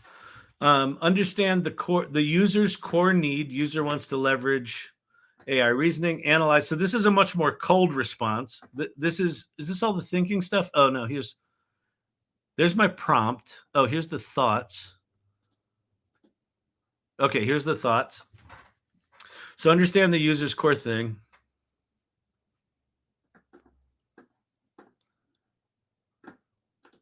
Okay. Wait, we got to challenge this. Sync up. AI can't think of new things. It works on what already exists. My question to you is, how often have you used it? How often have you used it? Because that's a trope that I actually don't agree with. Technically, you're correct. Technically, there is some big blob of data. So it's been trained on what's known, right? And you put in a prompt, and it puts out a probability response for a token, and then it does that a bunch of times in a row, right? So in theory, since it was trained on shit, all it can do is spit out the same shit it has. But here's where I think you're missing things. You're missing the main point of how these things work. they're not copying and pasting paragraphs from existing documents. It's not how it works. The original documents, when they get embedded into an AI system, cease to exist. The words themselves get broken into tokens and clustered in semantic clouds in 1,000-dimensional mathematical space. Sounds like I'm making that shit up. I'm not. That's how it works. So you have these fragments of words living in semantic clusters in 1,000-dimensional space. And when you put in a prompt, it's pulling little fragments of meaning out of essentially the collective intelligence of everything that's come before us. How does the human brain work? Well, you grow up, your parents tell you some shit. You go to school, they tell you some shit. You go to a library, you read some shit. You love reading books, all that shit goes into your head. So what's happening in there? All of the original source material ceases to exist. It gets embedded in little electrical fragments in your brain. And then when you want to solve a problem, you have an input, you put a prompt in there. Gee, I wonder what I could do to solve this problem. And how does your brain work? It goes into, its million-dimensional semantic clusters of neurons and goes bzz, bzz, bzz. And it goes, oh, okay, that's kind of like that Tennessee Williams play I read in college, and that's kind of like this. And you're taking fragments of ideas and you're smashing them together, and you go, aha, eureka. And the eureka is where you smash together those ideas into something new. The G in GPT stands for generative. It's not copying and pasting. It's not just replicating what's already there. It's smashing together these tokens. And I would argue that it can create something new, just like the brain can create something new if you prompt it correctly. So if you don't use AI regularly, I wouldn't make statements like that because I just don't think they're true. Like, my experience of how these things work is it is simply not the case that they're not creating new and novel ideas by smashing other concepts together, which is what we do in our large language models. All right. Okay. So it looks like Gemini's chain of thought reasoning is more logical, which makes sense to me, than DeepSeek's. Add explanations, refine. Okay. Okay, and then here's the response. Oh my gosh, you sound absolutely delightful and brilliant. Don't you ever call yourself a dum-dum. You're clearly a dynamo. Look at Gemini coming in with the flattery right off the bat. I love that. That's genius. Oh, man. It's all just mathematical formulas and using Python. Wait, it's all just mathematical formulas using Python and machine learning framework. But Rambo, yes. Okay. The calculator is what you just said. The probability calculator that is a large language model, how did you put it, is just, so notice your language there. You're diminishing the value of AI by saying it's just a mathematical formula using Python machine learning frameworks and algorithms. Yeah.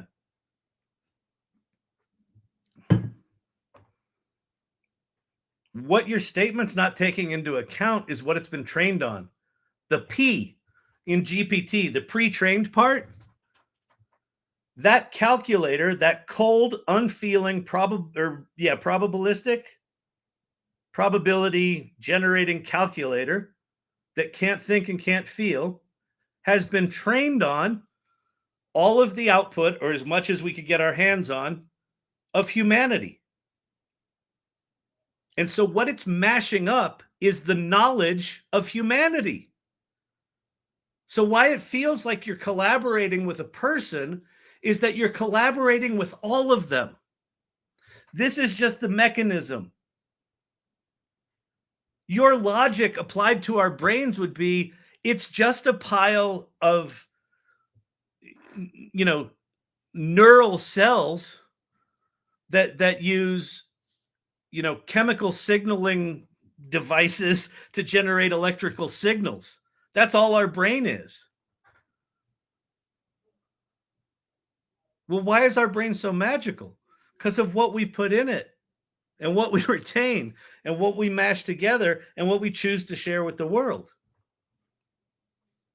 It is very, very similar to the way our brain works. And it's not an accident that that's how these things work. They set out 70 years ago to design neural networks to mimic how our brain is structured. So yes, the calculator is this cold, shitty ass Python thing. That's not what makes it remarkable. That's what makes it possible, which is fucking remarkable. If you understand how it works, it's like a miracle. But as Pate says, it's not magic, it's math magic, right? It's math magical. What makes it special is the data. It's us. All right.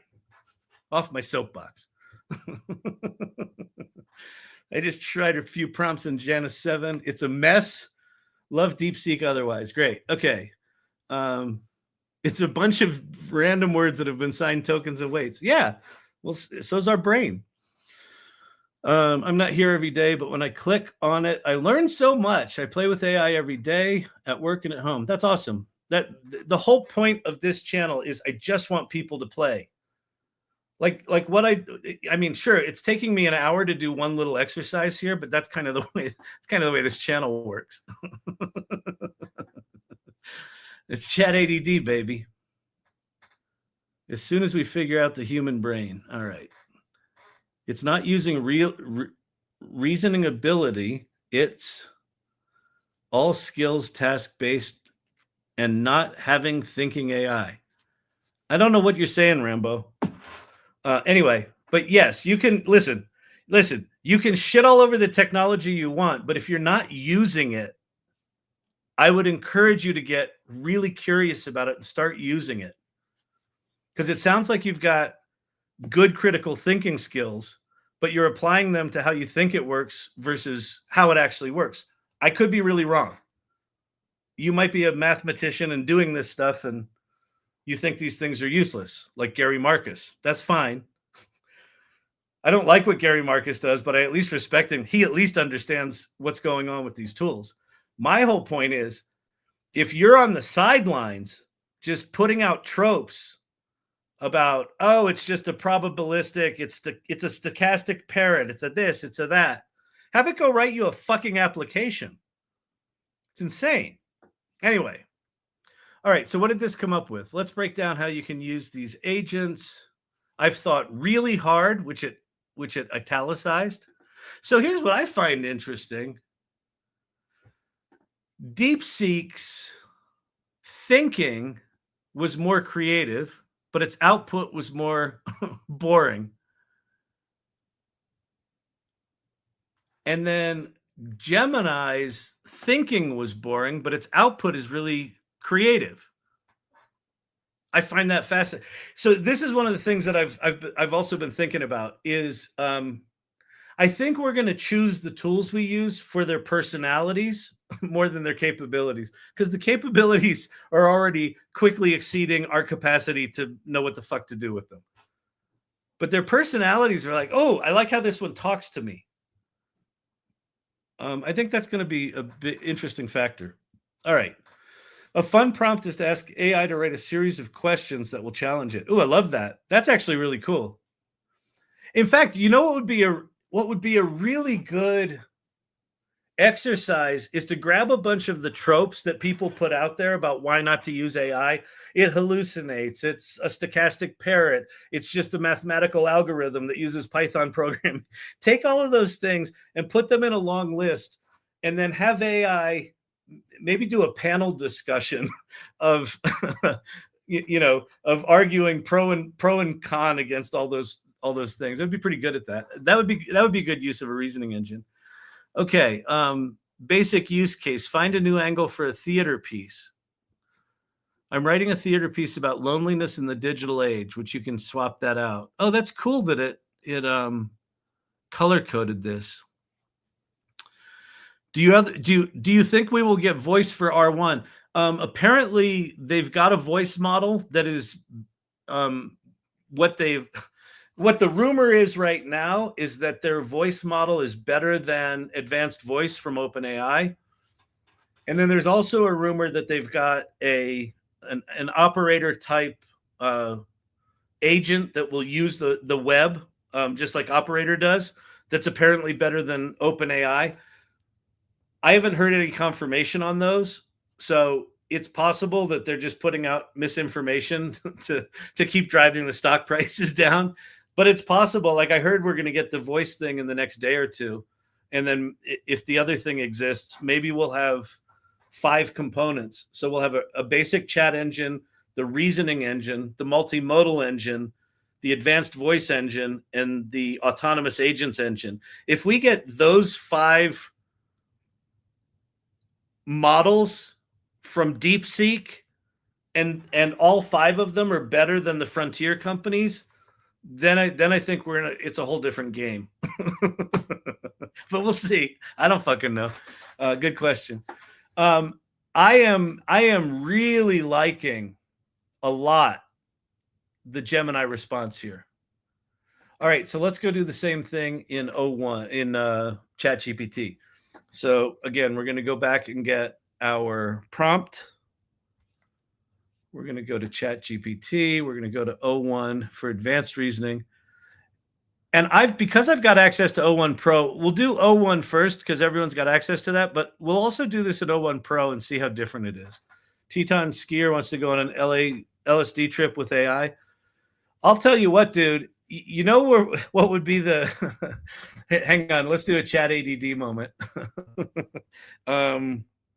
What's this called? Decohere, app.decohere.com. Yeah. Or app.decohere.ai. So go to app.decohere.ai. World's fastest AI generator. And then, all right, let me claim my 2 free credits. And then you're going to go to this Explore tab, all right? Which it says an infinite feed from our real-time generator. So you go Explore, and I got to be careful of the tatas, or I'll get booted off TikTok. But let me go grab. Okay, I'll go grab this image. So what this thing's doing is it's generating in real time all these images. So you don't need to prompt this thing at all. And then I can turn this. There's this button down here that says Create Station. And if I click on this, boom, Create Station. What it's going to create is like a radio station, but it's an image station. So all of these images that are being made they have never existed before. Each one of these is an original image being made in real time. I can share this this station with you, and we'll see the same images. So if you want to go tripping, you want to do some hallucinogenics, as they call them, and have some fun. Just go put Decohere into station mode, into some visual that you think is cool. Let's see. Let's see. This would be a good one for a trip. I just received my first AI art this week. Awesome. Fantastic. Love this one.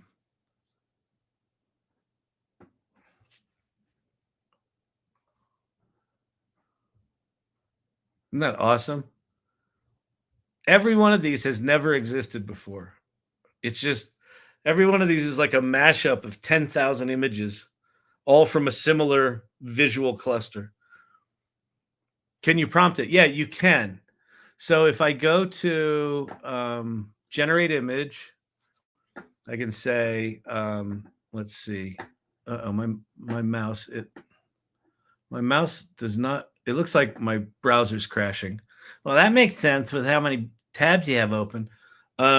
Let's see. Let me say abstract expressionist,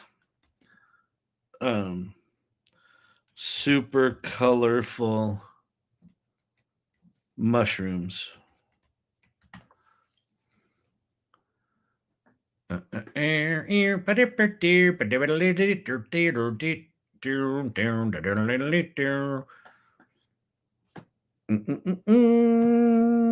Rock, paper, scissors. Kyle, have you been playing with this all day? How else would you know how to use this? Wait, this. Wait. The little interface. This shit already. Which shit? The reasoning engine or this thing? This thing I've played with for a year now. All right, that one's good. Let's go into this image. Oh man, my mouse is my mouse dying or is my come on. Okay, I got a trackpad here. Yeah, my mouse is dying. Share. Huh. Wait. Generated. Oh, do I have to do real-time AI? I might have to do real-time AI. So what do I do? Abstract expressionist painting of mushrooms. The reason I know how to use this shit is why this channel exists. I think that is actually really important to get hyper curious right now. Expressionist. And just go nuts on this stuff. Okay, yeah. So any one of these. Okay, so I can basically go and we'll do of twisted mushrooms. Twisted mushrooms.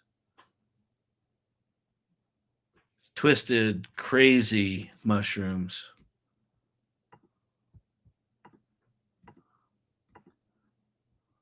All right, that one's good. So now I can turn this into a station and then say, go to the station. Go to the station. Oops. Yeah, there we go. Crazy, right? So have your little fungi. Shit, I fell asleep. Where are we at? I was sarcastically talking about DeepSeek. I'm fascinated by all this. You know I am. Yeah.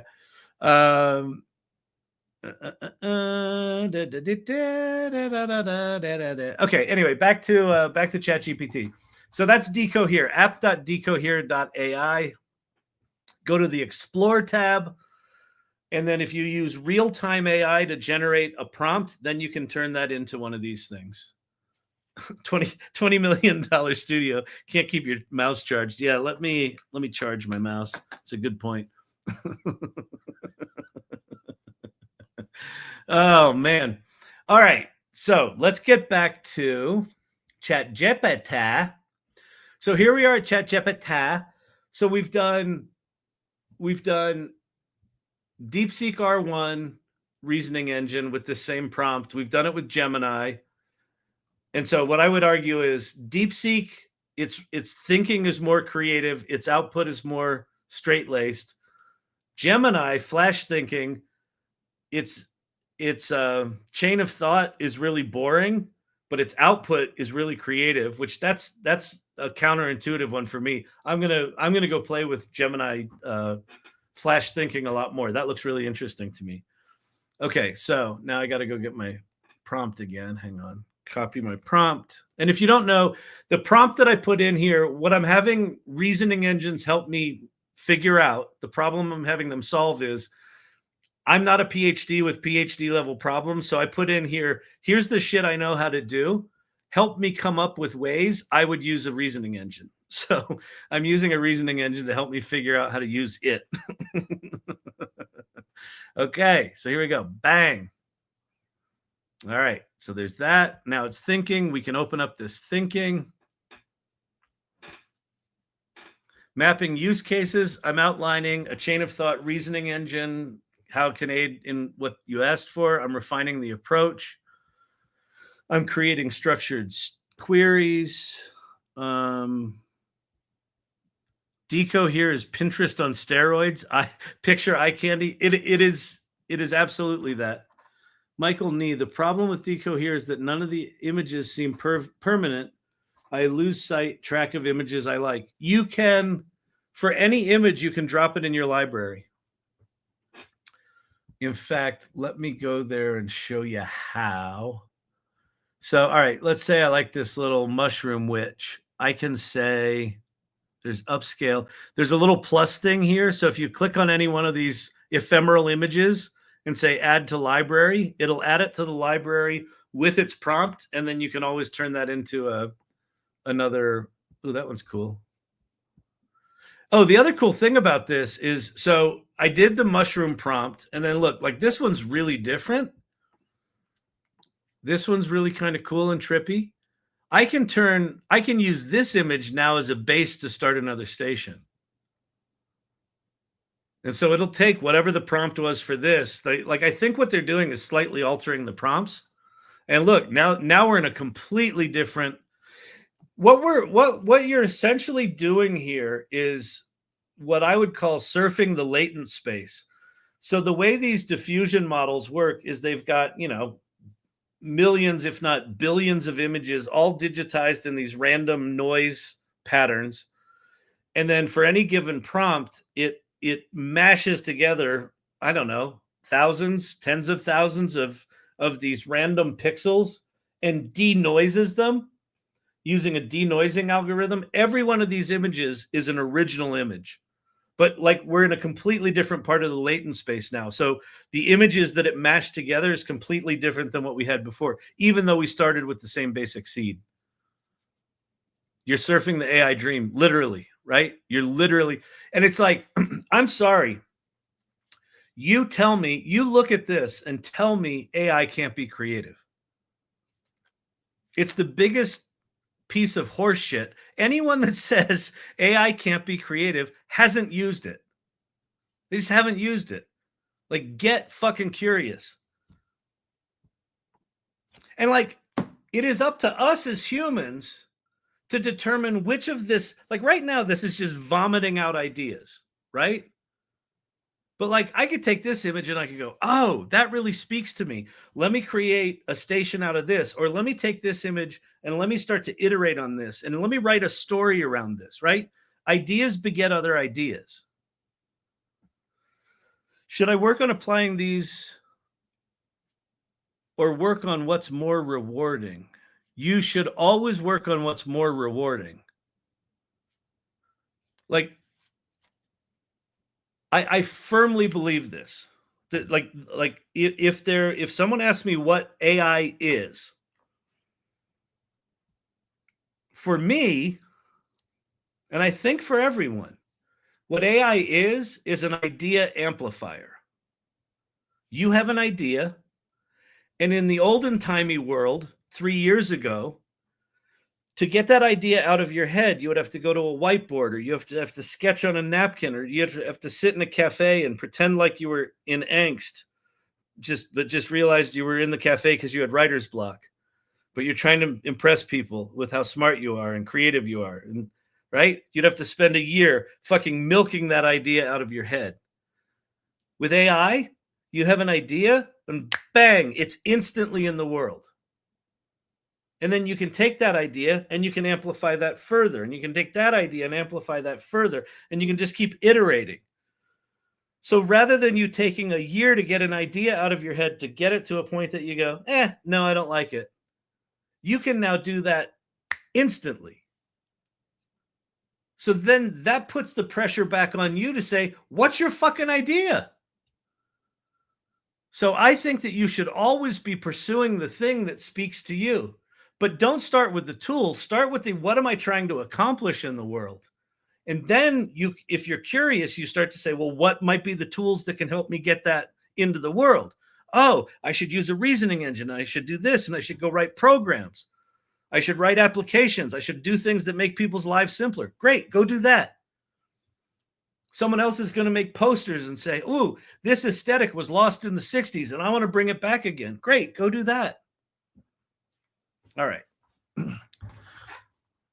Use existing or making your own LLM is the question. Again, if you're passionate about making an LLM, go make an LLM. If you're just trying to accomplish something, figure out which LLM can accomplish that best for your idea. There's no right answer to that. It is 100% about what your intention is, what your goals are. Okay, let's go back to chat. Jepata. All right, so this had very short reasoning. So ChatGPT had very short reasoning. So let's close that. Let's see what it came up with for us. Creative brain stored character concepts for a short play. Here's the description. Here's the prompt. I want to create this. Developing a layered plot structure.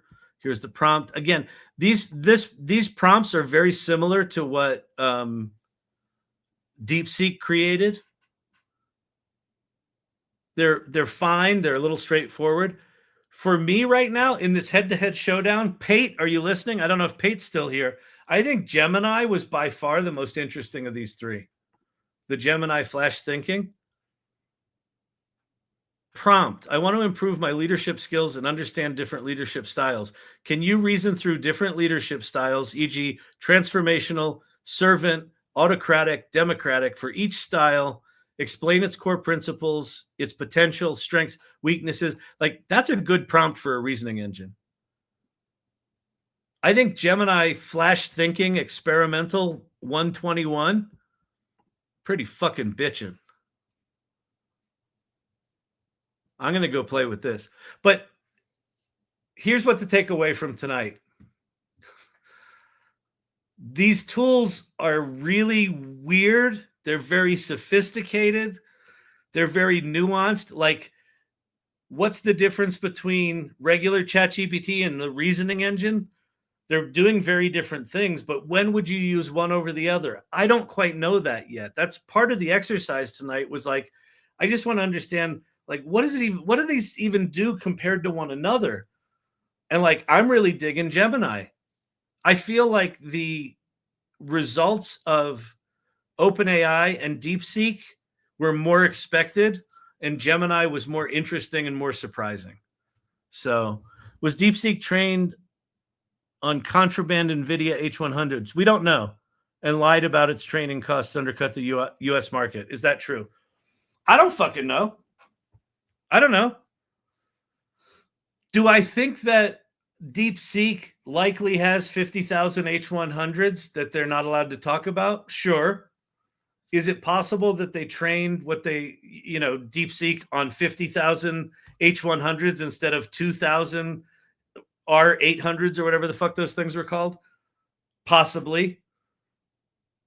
The benefit for us is that we now have a new model and we have a new approach for how that model was created.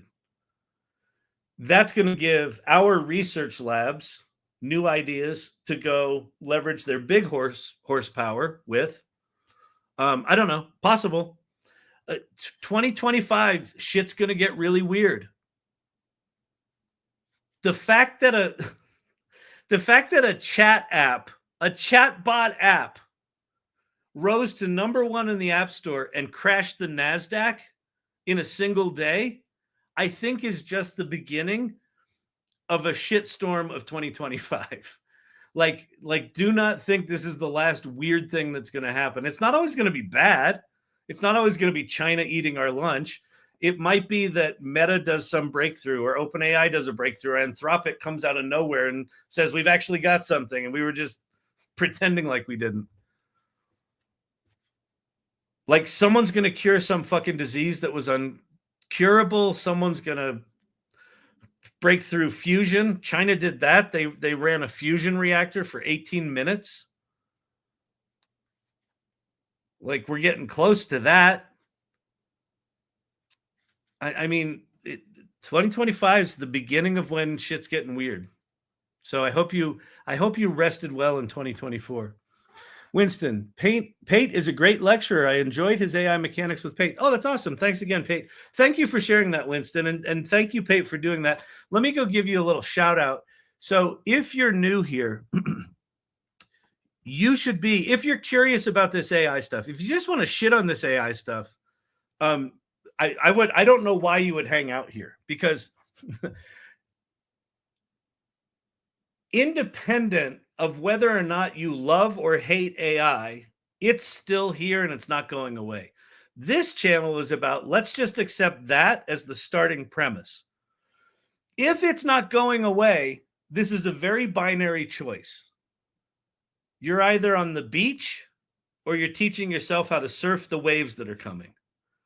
I would much rather be on a surfboard, even if I'm clumsy on it, surfing the wave, rather than being on the beach thinking it's a nice sunny day and bitching about AI. But anyway, if you're curious about AI, if you want to be in a community of people that are curious about AI, join the AI Salon. So you go to this URL, you click on the button that says join our community, and that's going to take you to the AI Salon. And it'll start you on a welcome page where you can watch a video from myself and Leah Faston, who co-founded this. You can talk about you can learn about the basic journey to AI readiness in the AI Salon. Really important. Where we believe you should start with AI is playing. Play. Not working, not mastering, not figuring out the perfect prompt engineering framework. Play. Just play. Just dick around with it like I did tonight. It doesn't fucking matter. Just play, play, play. And in playing, you'll learn enough about what these things can do that you can then move into that next phase of mindfully create. Oh, I've got a problem I want to solve. Oh, I could use that decohere thing to make some cool images, and I could use this to do that, and I could go do that Gemini thing, and it. And then the third one is generously lead. And that means learn out loud, share with people what you're learning, become a trusted member in this community, because this community has some of the smartest, most creative people that I've ever seen figuring out how to use these AI tools in remarkable ways that are not about technology, they're about humanity. So anyway, that's this group. So if you scroll down through a bunch of really cool shit, there's an area called Clubs and Hubs. And down in there is this club called AI Mechanics with Pate. And Pate just did an event on Saturday, a demystifying AI event, and he's doing a series of these things. And so the conversations and all that stuff's in there. So you should join the salon, you should introduce yourself, and you should go check out AI Mechanics with Pate and sign up for his stuff. Especially if you're a little technical and like want to geek out, you want to really understand how this shit actually works. I personally feel that understanding how it works, for me, makes it more remarkable what it does. It is just a shitty calculator at its core. The mechanism is just a shitty calculator. Just like our brains are just a bunch of long cells that have chemicals in between them. Right? It's just kind of it's just like a shitty thing. But it's what goes into that, and what gets stored in that is where the magic is. And that's the same with AI. The tool is the tool, but what it's been trained on is all of us. And so being in a group like this, you really get to experience lots of different people with lots of different points of view using these tools in remarkable and powerful ways. Okay, black box. I know. I obviously don't, or I would have fixed it a long time ago. Okay, I got to get out of here. I'm late. I'm keeping Brandon. I'm keeping all of you out too late on a Monday night. 3 starred questions on StreamYard. Okay, let's go to the starred questions. Here we go. Okay, first one. Have you tried Pixels? I have not. I will look it up though. I was using an AI to help make stories at first just to tell my nieces, but who knows how far these stories can go. That is, okay, what's your name? UL Adamas? You're onto something really big there. Let me flip over to this different mode. One of the things that's now possible with AI is the parallel processing of creative outputs. And here's what I mean by that. In the olden timey world, 3 years ago, if you wanted to write a children's book, you would have to, come up with an idea. That still exists. Then you would have to learn to write at whatever level book you're trying to create, and figure out how many pages should it be, and you'd need to find an illustrator if it wasn't you. And it would probably take you anywhere between 6 months and 20 years to get that book out of your head and into some form. And you could really only work on that form. Right now with AI, you can write that book in 20 minutes. And then you could go to Suno and make a whole album of songs for every story in that book and have an album with it. And then you could create a podcast that has got cute little voices on it that's designed for kids to listen to and publish that. Like within a week, you could have a dozen different outputs. So your point there about who knows how far those stories can go, again, what this comes back to is, if you're having that instinct, run down that rabbit hole. What should that story extend into? Maybe that children's book evolves into a novel or a screenplay that's for adults. Why not? You can have ChatGPT write that for you. Go use one of these reasoning engines. Say, hey, listen, I've got this kid's book. I want to take the lessons in this kid's book and turn it into this kind of movie. I like these 3 kind of movies. I want it to be kind of like those. It will write you that outline. And if you use these reasoning engines to do it, it'll be pretty fucking good. All right. 2024 is when I prepped and ironed my brown pants. Yeah, exactly. That's it. 2024 is that was the last time it wasn't going to be weird. All right. Time check. All right, I'm going to get out of here. My voice is going. I talked a lot tonight. I hope you found that useful. If you hear me getting salty and passionate about shit, when I get ignorant comments that are just tropes of what people think AI is versus what it actually is, it makes my neck twitch. So I love people having opinions. I just want you to have an opinion from a place of using it. That's my whole shtick, my whole fucking thing. Lord Digital Gods, thank you so much. Tams, ChatGPT has walked me through everything I needed to know on how to publish my kid's book. Awesome. Beautiful. AI is expanding all parts of our lives. Yeah, AI is an expander and an amplifier of what we want to do.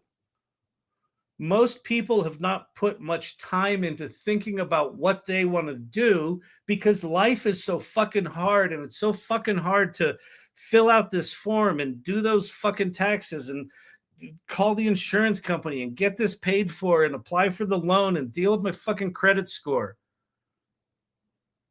As AI starts to automate out that shitty work, we get to step into, who do you want to be? So think about that. Start thinking about that. What do I want to do in this world?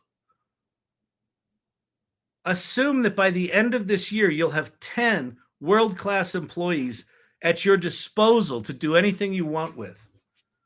Are you just going to let them sit there? I'll get to it next week. Or are you going to go do something? Go do something. Think about it now. All right. That's it. Getting the hell out of here. The 10 operators employees has my mind blown. I know. I think I'm spinning it now. Thanks, Kyle. You're welcome. I know. This transition, by the way, from where I was to get here has been about an 8-month journey of just knowing, like, why can I not get my head around this AI shit? And it's because I spent 1.5 years on this channel talking about the tools first, not talking about what you do with them and why. And basically where I'm coming to is what you do with them and why, the creative piece, the imagination piece, the critical thinking piece, the my ideas piece. In the world, I want to do this. I want to do it in the following way. That's me. That's the most important thing. And it's actually the hardest. That's where all your vulnerability is, people. The shit you really want to do, the shit that your stepdaddy told you weren't talented enough for when you were 8, and you shut that part of yourself down, That's the shit that we get to rediscover now and say, fuck that. I'm going to go do that thing. Because maybe I'm not talented enough. But you know what? Now I got fucking AI. Look at that talent, Pops.